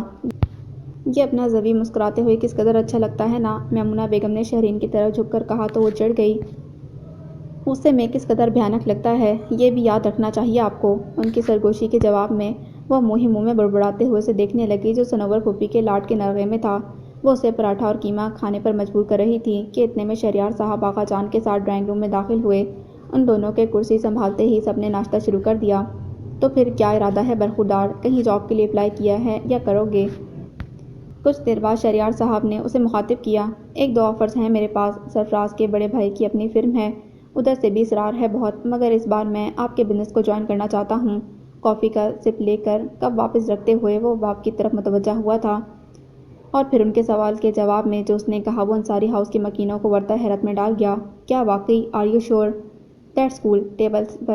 ٹیبل پر متفرق آوازیں بیک وقت گونج کر تھمیں تو شہریار صاحب نے تحیر سے نکل کر بیٹے کو محبت سے دیکھا کہ تم نے بہت اچھا فیصلہ کیا ہے زبی، مجھے اور اقرار کو اب واقعی تمہاری ضرورت ہے۔ شہریار صاحب کی مسرت ان کے چہرے سے مترشح تھی۔ دیٹس لائک مائی سن۔ اقرار چچا نے اس کا کندھا تھپکا تھا۔ ابرار چچا کے بھی اپنی جاب تھی، انہوں نے بھی خاندانی بزنس میں شمولیت اختیار نہیں کی تھی، البتہ انہوں نے بھی اس کے اقدام کو سراہا۔ سب نے ہی کچھ نہ کچھ مسرت آمیز تبصرے کیے۔ تو پھر آج سے جوائن کر رہے ہو مائسن؟ آغا جان نے شفیق مسکراہٹ سمیت سوال کیا تو وہ اس بات میں سر ہلا گیا۔ تاہم حیرت سب کو تھی، یہ وہی زاویار تھا جس نے شہریار صاحب کے بہت کہنے پر بھی بزنس پڑھنے کی حامی نہیں بھری تھی۔ اس کا رجحان شروع سے ہی بزنس کی طرف نہیں تھا۔ شہریار صاحب سمیت آغا جان کی بہت سی امیدیں اسے وابستہ تھیں کہ وہ خاندانی کاروبار کو بڑھانے میں ان کا دایاں ہاتھ بنے گا، مگر اس نے صاف انکار کر دیا تھا، اور آج جب وہ اس سے ایسی کوئی توقع نہیں رکھتے تھے، وہ ان کے ساتھ شامل ہونے کا عندیہ دے رہا تھا۔ خوشی کتنی ہی غیر متوقع اور اچانک کیوں نہ ہو، اس کی طرف ہاتھ بڑھانے میں کوئی دیر نہیں کرتا۔ انصاری ہاؤس کے مکینوں نے بھی اس کی خوشی کو ہاتھوں ہاتھ لیا تھا۔ شہری نے بغور اس کے چہرے کو دیکھا، جو پوری رات کی جگار کے باوجود بھی خاصا تازہ دم لگ رہا تھا۔ چند ہفتوں پہلے تک وہ آغا جان، انصاری ہاؤس اور شہریار ماموں سے کس قدر متنفر تھا، پھر اچانک ایسا کیا ہوا جو اتنا بدل گیا تھا؟ اس کا یہ یو ٹرن بلا وجہ نہیں ہو سکتا۔ یقیناً اس نے راستہ بدلا ہے۔ وہ کہاں جانا چاہ رہا ہے؟ ہو نہ ہو اس نے کہیں اور اپنی منزل کا تعین کر لیا ہے۔ وہ کسی سمندر کی طرح گہرا تھا، محض ساحل سے اس کی گہرائی کا اندازہ لگانا مشکل تھا۔ شہری نے لمبی سانس بھری اور توجہ ناشتے کی طرف کر لی۔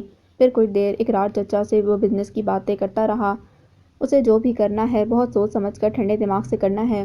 یہ اس نے تہیہ کر رکھا تھا۔ سرفراز کے بھائی کی فلم جوائن کر کے وہ سرفراز کی نگاہ میں نہیں رہنا چاہتا تھا۔ بابر زمان کی واپسی تک اسے صبر سے کام لینا تھا، بہت تحمل سے اپنے منصوبے کو جامہ پہنانا تھا، اور اس تک پہنچنے کے لیے راہداری تلاش کرنا تھی۔ ان سب کاموں کے لیے اس کا ذہن بالکل یکسو تھا۔ اس بار شیرازی ولا میں کافی نئے مہمان دیکھنے کو ملے جو کرما کے ننیال کی طرف سے تھے۔ کچھ سدرا کے میکے والے بھی تھے۔ روز ہی گھر میں ہلا گلا رہتا تھا۔ لڑکیاں لڑکے آتے، خوب گاتے بجاتے اور رونق میلہ لگا کر رات گئے تک گھر لوٹتے تھے۔ ان کی چھیڑ چھاڑ اور شوق فکرے در مکنون کو کچھ دیر کے لیے خوبصورت خوابوں کی طرف لے جاتے، تاہم اس دوران زوہا سے ہر ممکن اکرما کی نظر سے اوجھل رکھتی۔ اس آنکھ مچولی میں بڑا مزہ ہے، بندے کا اشتیاق بڑھانے کے لیے خاصا آزمودہ نسخہ ہے یہ۔ اکرما کی بے چینی عروج پر ہے آج کل۔ زوہا کی اپنی فلاسفی تھی، در مکنون کے لیے اتنا ہی کافی تھا کہ اسے دادی کے کمرے میں سکون سے رہنے دیا جا رہا ہے۔ وہ دل سے خوش ہونا چاہتی تھی، مگر ماضی میں جو کچھ بیت گیا تھا وہ اسے کسی طور خوشی اور انبساط کے رنگ کشید نہ کرنے دیتا، اور اس ناکامی کی ایک بڑی وجہ سائرہ بیگم بھی تھیں، جو گاہے بگاہے اس کے پاس آتی اور کچھ نہ کچھ ایسا کہہ جاتی کہ وہ تذبذب میں پڑ جاتی۔ اس کی سمجھ میں نہیں آتا کہ آصف نے واقعی ردا کو چھوڑنے کا فیصلہ کر لیا ہے، یا بقول اکرما کے محض ناراضگی ہے ان دونوں کے مابین، مگر یہ معمہ بھی آخر حل ہو ہی گیا۔ صبح وہ برش کر کے واش روم سے نکلی تو دادی کے گلے سے لگی زاروں کے تار روتی سائرہ بیگم کو دیکھ کر دل دھک سے رہ گیا۔ ہائے اماں، یہ کیا ہو گیا؟ میری ردا کا گھر برباد ہو گیا۔ آصف نے اسے طلاق بھیج دی ہے۔ ان کی زبان سے نکلنے والے الفاظ کی وجہ سے وہ جہاں کی تہاں رہ گئی۔ دادی کے لیے بھی یہ بہت گہرا صدمہ تھا، مگر انہوں نے نہ جانے خود کو کیسے سنبھالا تھا۔ شاید جب چھوٹے بڑوں کے کندھوں پر سر رکھ کر آنسو بہانے لگیں تو بڑوں کو از خود صبر کا دامن تھامنا پڑتا ہے۔ صبر بیٹا صبر، ابھی اس نے صرف ایک طلاق دی ہے، تم اللہ سے اچھی امید رکھو، ابھی رجوع کی گنجائش ہے، اور اگر اس نے 3 ماہ کے اندر رجوع نہ کیا ماں، پھر کیا ہوگا؟ یوں بھی وہ کہاں ہے ہمیں تو پتہ ہی نہیں۔ سائرہ کے آنسوں سے اماں اور در مکنون کی حالت دگرگوں تھی۔ کل تینوں طلاق لکھ کر بھیج دے گا، کیا کر لوں گی میں اپنی بیٹی کے لیے؟ وہ تڑپ کر الگ ہوئی ان سے۔ در مکنون نے انہیں بہت دکھ سے دیکھا تھا۔ کہاں تو اتنا غصہ تھی وہ آصف پر، ردا کو اس سے رابطہ بحال کرنے کی فی الحال اجازت بھی نہیں دے رہی تھی، مگر اس ایک طلاق نے انہیں توڑ دیا تھا، جبکہ اماں کے چہرے پر زردی گھنڈی ہوئی تھی۔ اللہ سب کا وارث ہے بیٹا۔ دادی کے ضعیف چہرے پر آنسو بہنے لگے تھے۔ پر میری ردا کا کیا ہوگا اماں؟ اس نے تو شادی والے دن سے لے کر آج تک کوئی خوشی نہیں دیکھی۔ سچ کہتے ہیں لوگ کہ بزرگ کے فیصلوں میں ہماری بھلائی چھپی ہوتی ہے۔ آپ نے ردا کے لیے اتنا اچھا ساتھی چنا تھا اماں، اکرما کتنا خوش رکھتا اسے، اس کا دل اور ظرف کتنا بڑا ہے، مگر ردا نے جسے منتخب کیا، اپنا جیون ساتھی بنایا، وہ کس قدر کمینہ نکلا۔ سائرہ ایک بار پھر سے رو پڑی تھیں۔ اماں ان کے عقب میں کھڑی در مکنون سے نظر چرا گئی تھیں۔ یہ سب قسمت کے کھیل ہیں بیٹا، ان پر ہمارا کوئی زور نہیں، کوئی اختیار نہیں۔ انہوں نے بہو کو دوبارہ خود سے لگا لیا تھا اور آنسو پیتے ہوئے دلگیر لہجے میں بولی، جس پر سائرہ نے ان کے کندھے سے سر اٹھایا تھا اور اپنے چہرے کو صاف کرتے ہوئے اماں سے مخاطب ہوئیں۔ ہاں مگر کوشش کرنا تو ہمارا فرض ہے نا اماں، میں تو خود ہی اپنی نازو پلی بیٹی کو ایسے کمینے شخص کے ہاتھوں میں دے چکی ہوں، میں یہ کبھی بھول نہیں سکتی۔ کاش میں نے آپ کی بات مان لی ہوتی، ابھی تو میری ردا نے ازدواجی زندگی کی کوئی خوشی دیکھی بھی نہیں تھی، یہ سب کیا ہو گیا؟ وہ از حد دل گرفتہ تھیں۔ اماں نے انہیں بہت دکھ سے دیکھا اور پوچھا، مظفر یا ردا کو بتایا؟ نہیں، گھر میں مہمان ہیں اور دوسرے مظفر کے بی پی کی وجہ سے میں نے یہ بات صرف آپ کو بتائی ہے، پلیز اپنے تک رکھیے گا۔ ابھی پوسٹ آئی تھی جو میں نے ہی ریسیو کی ہے ردا کی بجائے۔ اچھا ہی ہوا کہ آج ردا گھر پر نہیں تھی۔ اماں کے سوال پر انہوں نے بتایا تھا، بیٹھے بٹھائے یہ کیا ہو گیا اماں، میری معصوم بچی پر طلاق کا دھبا لگ گیا، اب کون اپنائے گا اسے، اکرما جیسا کہاں سے ڈھونڈ کر لائیں گے ہم، خود کو ہم سنبھالتے وہ پھر آبدیدہ ہو گئی تھیں۔ اس بار اماں سے برداشت نہیں ہوا تو وہ خود بھی رو پڑی۔ اللہ مسبب الاسباب ہے سائرہ، کسی پر اس کی طاقت سے زیادہ بوجھ نہیں ڈالتا، ہمت کرو، اب تو ہمت ہی کرنی ہے اماں، اور ہمارے اختیار میں ہے ہی کیا۔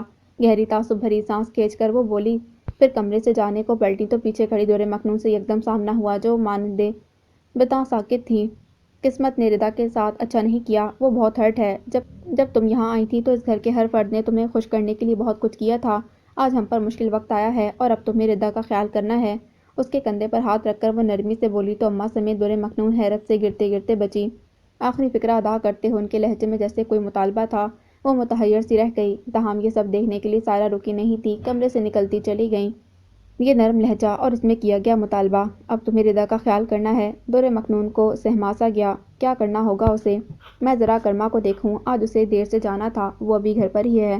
دادی اسے خیالات میں مستغرق چھوڑ کر باہر کی طرف نکل گئیں۔ اسے یقین تھا کہ دادی یہ خبر اکرما تک پہنچائیں گی، اور جو انہوں نے کچھ بھی نہ کہا تب بھی اکرما ان کے چہرے پر چھپے اس دکھ کو سیکنڈوں میں جان لے گا۔ ان دونوں کی اس ذہنی اور قلبی ہمانگنی سے وہ بخوبی واقف تھی، اور اکرما کی زیرک نگاہ بھی۔ یا اللہ، اب میں کیا کروں؟ وہ تھکے تھکے انداز میں کاؤچ پر ٹک گئی۔ سائرہ اس کے لیے سوچ اور تفکر کا سمندر چھوڑ گئی تھیں، جس میں ابھرتے ڈوبتے وہ خود میں گم ہو چکی تھیں۔ تو پھر تم نے شادی کے بارے میں کیا سوچا زاویار؟ اس کا مطلوبہ کیش بینک میں جمع کروا کر بینک کارڈ وغیرہ اس کے حوالے کرنے کے بعد آغا جان نے اسے سوال کیا تھا، اور جو پچھلے دنوں اس موضوع پر مسلسل سوچتا رہا تھا، یکدم سر اونچا کر کے انہیں دیکھنے لگا۔ کیا آپ کو لگتا ہے کہ مجھے شادی کر لینی چاہیے؟ حالانکہ آپ بھی جانتے ہیں کہ اب میں وہ زاویار نہیں رہا، وقت نے بہت بدل دیا ہے مجھے۔ اس کے لہجے میں طنز تھا، نہ تمسخر، بس سوال تھا۔ وقت سب کو بدل دیتا ہے، اور تبدیلی ہی اصل میں زندگی ہے تاویار، بشرطے کہ مثبت ہو۔ اس کے لہجے میں تھکان تھی۔ منفی کو مثبت بنانا تو پھر انسان کے اختیار کی بات ہے نا بیٹا، اور یہ کوشش صرف تم ہی کر سکتے ہو۔ ہر شخص اپنی زندگی میں آگے بڑھ رہا ہے، تو پھر تم ایسا کیوں نہیں کرنا چاہتے؟ عینی کے ذریعے انہیں دور مکنون کی شادی کی خبر مل چکی تھی۔ وہ ان کا مطمع نظر پا گیا تھا، بلا ارادہ نظروں کا رخ بدلا۔ وہ نہیں چاہتا تھا کہ اس کے ارمانوں کا خون اس کی سرخ آنکھوں سے جھلکے اور آغا جان کی نگاہ میں آ جائے، مگر سامنے کھڑا وجود بھی وقت کے سیل رواں میں بہہ کر یہاں آیا تھا۔ وہ اسے دکھی دیکھ کر رنجیدہ ہو گئے۔ گناہوں اور احساس جرم کا بوجھ اٹھا کر چلنا بہت مشکل ہے آغا جان، جو بے گناہ ہے، معصوم ہے، اس کا حق ہے کہ وہ آگے بڑھے اور نصیب میں ملنے والی خوشیوں کو گلے لگا لے، مگر جس نے دوسروں سے جینے کی خواہش تک چھین لی ہو، اسے اپنی زندگی میں آگے بڑھنے کا اور مسرتیں حاصل کرنے کا کوئی حق نہیں۔ وہ بولا تو یوں لگا جیسے کرب اور اذیت کے صحرا سے بہرنا پا گزر رہا ہو۔ غلطی اور گناہ کا سرزد ہو جانا تو بشریت ہے زاویار بیٹا، مگر اس کے بعد اعتراف گناہ کرنا، پشیمان ہونا اور تائب ہو جانا، در حقیقت یہ چیزیں انسان کو ولیوں کے درجے تک لے جاتی ہیں۔ وہ اسے سمجھانے کی صحیح کرنے لگے تھے۔ جب حضرت موسیٰ سے انجانے میں غصے کی وجہ سے ایک شخص کا قتل ہوا تو انہوں نے اللہ کی جناب میں توبہ کی تھی۔ قتل کوئی معمولی گناہ نہیں ہوتا، گناہ کبیرہ ہے یہ، اس کی بھی معافی مل گئی تھی انہیں۔ انجانے میں ہونے والی لغزش کو اللہ معاف کر دیتا ہے بیٹا۔ موسیٰ علیہ السلام پیغمبر تھے آغا جان، ہاں، مگر جب ان سے قتل ہوا اس وقت انہیں نبوت نہیں ملی تھی، مگر انہوں نے سچے دل سے اپنے گناہ کو مانا، توبہ کی، معافی مانگی، تو اللہ نے ان کے لیے زمین کشادہ کر دی، اور اس واقعے کے کم از کم 8 سے 10 سال بعد انہیں نبوت عطا ہوئی تھی۔ آغا جان اس کے ذہن میں لگی گرہ کھولنا چاہتے تھے۔ ان کی بات پر ایک ثانیے کے لیے وہ خوش ہوا، مگر اگلے ہی لمحے اس کی آنکھوں میں مایوسی اتر آئی تھی۔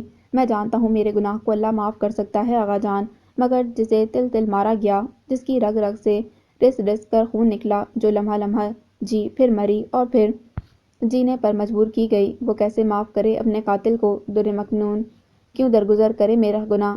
اب وہ ان کی آنکھوں میں آنکھیں ڈال کر سوال کر رہا تھا۔ اسے برباد کر ڈالا ہے میں نے آغا جان، اس کے فادر کو اسے بازیاب کرانے کی پاداش میں قتل کرا دیا گیا، اس کی ماما نے اس کے غم میں جان دے دی۔ انہیں لگا جیسے وہ ابھی رو دے گا۔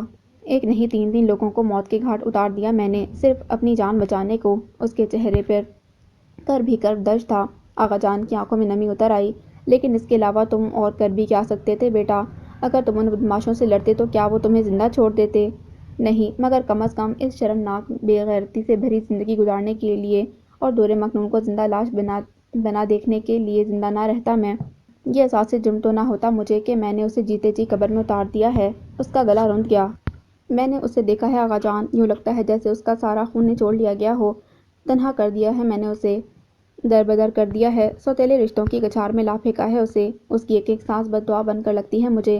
بہت برا کیا میں نے اس کے ساتھ۔ کہتے کہتے اس نے یکدم ہونٹ بیچ لیے تھے۔ آغا جان کو احساس ہوا کہ وہ خود پر بہت کنٹرول کر رہا ہے۔ سخت جذباتی ہیجان نے اس کی قوت گویائی پر اثر ڈالا تھا۔ صحیح کہتے ہو تم، ہم نے بہت بڑی خطا کی ہے، آغا جان نے طویل سانس بھر کر انتہائی تعصب سے کہا تو اس نے بے ساختہ نظر اٹھا کر ان کی طرف دیکھا۔ آپ نے تو جو کیا اپنوں کو بچانے کی خاطر کیا آغا جان، جبکہ میں نے صرف اپنے لیے اسے موت کے گھاٹ اتارا تھا۔ میری زندگی قرض ہے اس کا، جسے میں اپنی آخری سانس دے کر بھی نہیں اتار سکتا۔ اس کی روح تکن اور سانسوں کی جلن اس کے الفاظ میں بیاں تھی۔ آغا جان نے شدید احساس بے بسی میں گھر کر اسے نگاہوں کے اظہار میں لیا۔ کیا یہ محض احساس جرم ہے زاویار؟ یا ان کا استفہامیہ فقرہ اسے لمحے بھر کے لیے ساکت کر گیا۔ کچھ دیر کمرے میں خاموشی گونجتی رہی جسے بالآخر زاویار کے قدموں کی چاپ نے توڑا۔ وہ تکے تکے انداز میں چلتا ان کا کمرہ چھوڑ گیا تھا اور اپنے پیچھے کئی سوالیہ نشان بھی۔ آج اگر صوفیہ زندہ ہوتی تو میں اسے اکرما کو مانگ لیتی۔ اب تمہیں ردا کا خیال کرنا ہے۔ ان جملوں کی گونج نے اس کے دل اور دماغ کو اپنی گرفت میں کچھ اس طرح لے رکھا تھا کہ اس کی راتوں کی نیند اور دن کا چین اڑ گیا تھا۔ پچھلی 2 راتوں سے وہ ٹھیک سے نہیں سو سکی تھی، اسی لیے آج سرے شام ہی اسے نیند نے آ لیا تھا اور یہ نیند اسے خوابوں کی وادی میں لے گئی۔ بہت عجیب سا خواب تھا وہ جو دیکھ رہی تھی۔ سائرہ بہت رو رو کر صوفیہ سے کچھ مانگ رہی تھی۔ کبھی میں نے تمہیں مایوس نہیں کیا، مجھے یقین ہے آج تم مجھے نا امید نہیں کرو گی صوفیہ۔ بہت عاجزی اور یقین تھا ان کے لہجے میں۔ اور پھر اس نے دیکھا صوفیہ نے سائرہ کے کندھے کو نرمی سے تھپکا تھا اور در مکنون کے ہاتھ سے کچھ لے کر سائرہ کی جانب بڑھا رہی تھی کہ یکدم اس کی آنکھ کھل گئی۔ یا اللہ، وہ گھبرا کر اٹھ بیٹھی تھی۔ کمرے میں اندھیرا تھا۔ بیڈ کی دوسری جانب دادی سو رہی تھیں۔ اف، یہ خواب تھا، اس نے دونوں ہاتھوں سے چہرے کو ڈھانپتے ہوئے سوچا۔ یہ حقیقت ہے یہ؟ کیا واقعی ماما انکار نہ کرتی میمی خالہ کو؟ اگر آج وہ زندہ ہوتی تو کیا یہی جواب ہوتا ان کا جو ابھی میں نے خواب میں دیکھا؟ ان کے اندر سوال جواب چلنے لگے تھے۔ تو کیا مجھے ایسا ہی کرنا چاہیے؟ کیا مجھے شادی سے انکار کر دینا چاہیے؟ وہ اٹھ کر کمرے میں دبے پاؤں ٹہلنے لگی تھی، پھر کھڑکی کے پاس آ کر کرٹنز کھسکا کر باہر جھانکا۔ اسٹریٹ لیمپس کی روشنی میں خالی روڈ چمک رہی تھی۔ آس پاس کے گھر مکینوں کی طرح نیند میں اونگتے محسوس ہو رہے تھے کہ اچانک اس کی نظر نیچے لان پر پڑی۔ اتنی رات گئے لان چیئر پر اکیلی بیٹھی سائرہ شیرازی کو دیکھ کر وہ ششدر رہ گئی۔ میمی، لبوں نے بے آواز جنبش کی تھی۔ یکدم اسے اپنا دل دکھ اور رنج سے بھرتا محسوس ہوا۔ ردا کی فکر نے اسے کس قدر پریشان کر رکھا تھا، مگر وہ کیا کر سکتی تھی؟ اکرما سے اس نے بات کر لی تھی اور اس کا جواب بھی سن لیا تھا، جبکہ زوہا، مظفر انکل اور طاہرہ آنٹی سے کچھ کہنے کا وہ جب بھی ارادہ کرتی تو ان کے چہرے سے جھلکتی خوشی اسے روک دیتی۔ ردا کے مسئلے کے باوجود دادی اور مظفر انکل دونوں اکرما کی خوشی میں خوش تھے۔ اس نے ایک بار دادی سے آصف کے بارے میں سوال کیا بھی تو انہوں نے یہ کہہ کر بات ختم کر دی کہ جس ایڈریس سے آصف کا لیٹر آیا تھا اکرما اس ایڈریس پر جا کر پتہ کرنے والا ہے، شاید اسی طرح آصف کے ٹھکانے کے بارے میں کچھ علم ہو سکے۔ دادی کی بات پر وہ کچھ مطمئن ہو گئی تھی، مگر اتنی رات کو بوٹل برش کے درخت تلے کرسی پر بیٹھی سائرہ شیرازی کو دیکھ کر اس کا سارا سکون ایک بار پھر سے رخصت ہو گیا تھا۔ پرانے سرکل کے لوگوں سے اس نے پھر سے رابطہ بحال کر لیا تھا۔ لاہور اس کا آبائی شہر تھا۔ یہاں واپسی پر جہاں بہت سی تلخ یادوں نے اس کا دامن کھینچا، وہیں اسکول، کالج اور انسٹی ٹیوٹ کے حسین دن اور خوبصورت ساتھی بھی اسے یاد آنے لگے تھے۔ اس میں کچھ حصہ سرفراز کا بھی تھا، جس نے اس کے یہاں پہنچنے سے قبل ہی یہاں کے سرکل کو اس کی واپسی سے مطلع کر دیا تھا، اور وہ یہ سب کیوں کر رہا ہے زاویار اچھی طرح سمجھتا تھا، جانتا تھا، مگر اس بار اس نے اپنے ذہن کو مکمل طور پر یکسو کر لیا تھا۔ وہ اپنی منزل کی طرف جانے والے راستے پر چلنے سے اب اسے کوئی بھٹکا نہیں سکتا۔ اس کی توجہ کا ارتکاز بدلنا گویا کسی کے اختیار میں نہیں تھا۔ البتہ لوگوں سے قطع تعلقی کی پرانی روش کو بدلتے ہوئے وہ سب سے ملا اور حقیقتاً خوش بھی ہوا۔ آفس کے بعد وہ دوبارہ جم چلا جاتا یا پرانے دوستوں کی طرف نکل جاتا۔ فی الحال اسے بابر زمان کی واپسی کا انتظار تھا، اور اس سے پہلے کہ وہ کچھ کرنا چاہتا تھا، دوسری طرف جوں جوں در مکنون کی شادی کا دن نزدیک آتا جا رہا تھا، عینی کا اصرار بڑھنے لگا تھا۔ جتنا وہ در مکنون کی شادی میں جانے کے لیے بے قرار اور متمنی تھی، اسی قدر زاویار کو اس کے ذکر سے وحشت ہوتی تھی۔ ادھر آغا جان کی خاموش نظریں اسے سوال کرتی محسوس ہوتیں۔ میمونہ پھوپھی اب دھیرے دھیرے رخت سفر باندھنے لگی تھیں۔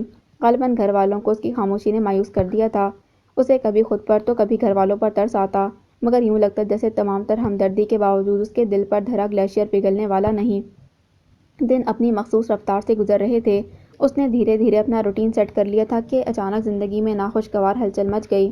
زبی، آغا جان کی کنڈیشن ٹھیک نہیں، ہم انہیں کارڈیک سینٹر لے آئے ہیں، پلیز جلدی پہنچو۔ اقرار چچا کا میسج تھا۔ جس وقت اسے یہ میسج ملا وہ جم سے باہر نکل رہا تھا۔ گھنٹہ بھر سے پہلے یہ میسج کیا گیا تھا۔ کچھ کہا تھا اس کے وجدان نے۔ اسے یکدم گھبراہٹ محسوس ہوئی۔ آغا جان اور ہاسپٹل، بہت عجیب لگا تھا یہ پڑھ کر۔ اس نے بچپن سے لے کر آج تک آغا جان کو کبھی ہاسپٹل جاتے نہیں دیکھا تھا۔ وہ ہمیشہ کے چست اور صحت مند تھے۔ ان کے کھانے پینے کے اوقات مقرر تھے۔ سبزیوں اور دالوں کے وہ شائق تھے۔ بہت سادہ سی غذا تھی ان کی۔ یہی وجہ تھی کہ صحت کے معاملے میں وہ بڑے خوش نصیب رہے تھے، اور آج پہلی مرتبہ ہاسپٹل لے جائے گئے تھے۔ وہ خطرناک سپیڈ پر کار ڈرائیو کر کر کارڈیک پہنچا تھا تو وہاں سب موجود تھے۔ آغا جان کو اسٹروک آیا ہے۔ ابرار چچا اسے ریسیپشن کے پاس ہی مل گئے تھے۔ ان کی دی ہوئی اطلاع پر اسے دھچکا لگا تھا۔ بٹ مگر آغا جان کو تو کبھی ہارٹ پرابلم نہیں رہی، پھر اچانک یہ کیسے ہو گیا؟ اس کی آواز لڑکھڑا گئی تھی۔ اچانک نہیں ہوا، ڈاکٹر نے بتایا ہے کہ وہ پچھلے 1.5 سال سے ہارٹ پرابلم کا شکار ہیں، اور پچھلے 1 ماہ سے تو ڈاکٹر نے دوبارہ میڈیسن چینج کی ہیں ان کی، مگر انہوں نے کسی سے اس کا ذکر نہیں کیا۔ ابرار چچا بہت فکر مند اور تشویش زدہ تھے۔ زاویار کو یاد آیا پچھلے ماہ جب وہ کراچی سے ملنے آئے تو اس کی بدسلوکی کے باعث بنا کچھ کھائے پیے گھر سے چلے گئے تھے۔ تب اس کے بعد بھی وہ بیمار پڑ گئے تھے اور انہیں لاہور کی سیٹ کینسل کرانی پڑی تھی۔ اسے یکدم شرمندگی اور احساس جرم نے آ لیا۔ اس وقت وہ کہاں ہیں؟ ICU میں ہیں۔ ڈاکٹرز کیا کہتے ہیں؟ کریٹیکل بتایا ہے۔ وہ ان کے ساتھ بات کرتا باقی سب کے پاس پہنچا تو صنوبر اور میمونہ پھوپھی کو روتے دیکھا۔ اینی دوڑ کر اس کے گلے لگ گئی تھی، جبکہ شیرین ایک طرف چپ چاپ بیٹھی بس تسبیح کے دانے گھمائی جا رہی تھی۔ اس کی آنکھوں سے بھی اشک جاری تھے۔ بھائی، آغا جان ٹھیک ہو جائیں گے نا؟ انشاءاللہ، حوصلہ رکھو۔ اس کا اپنا دل وہموں میں گر رہا تھا، مگر اسے اینی کو حوصلہ دینا تھا۔ آغا جان اس کے لیے کیا تھے یہ اسے آج پتہ چل رہا تھا۔ آسماء کے جانے کے بعد جب شہریار صاحب اپنی دوسری بیگم اور نئی زندگی میں مصروف ہوتے چلے گئے، تب یہ آغا جان ہی تھے جنہوں نے اسے سہارا دیا تھا۔ کتنی ہی راتیں وہ ان کے بستر میں سویا تھا، ان کے سینے سے لگ کر رویا تھا۔ اس کی کامیابی، اس کی خوشیاں اور اس کے دکھ آغا جان نے ہی بانٹے تھے اس سے۔ شہریار کو نئی بیوی کے ساتھ دیکھنے کے بعد اس نے ان سے مخاطب ہونا چھوڑ دیا تھا۔ آسماء سے بھی اس کی بات نہیں کرائی جاتی تھی۔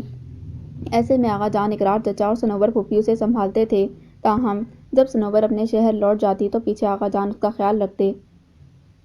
اقرار چچا کی شادی اور بچوں کے بعد وہ اپنے خول میں کچھ اور سمٹ گیا، اور یوں اس کے اور آغا جان کے مابین ہم آہنگی اور محبت مزید مضبوط ہوتی چلی گئی تھی۔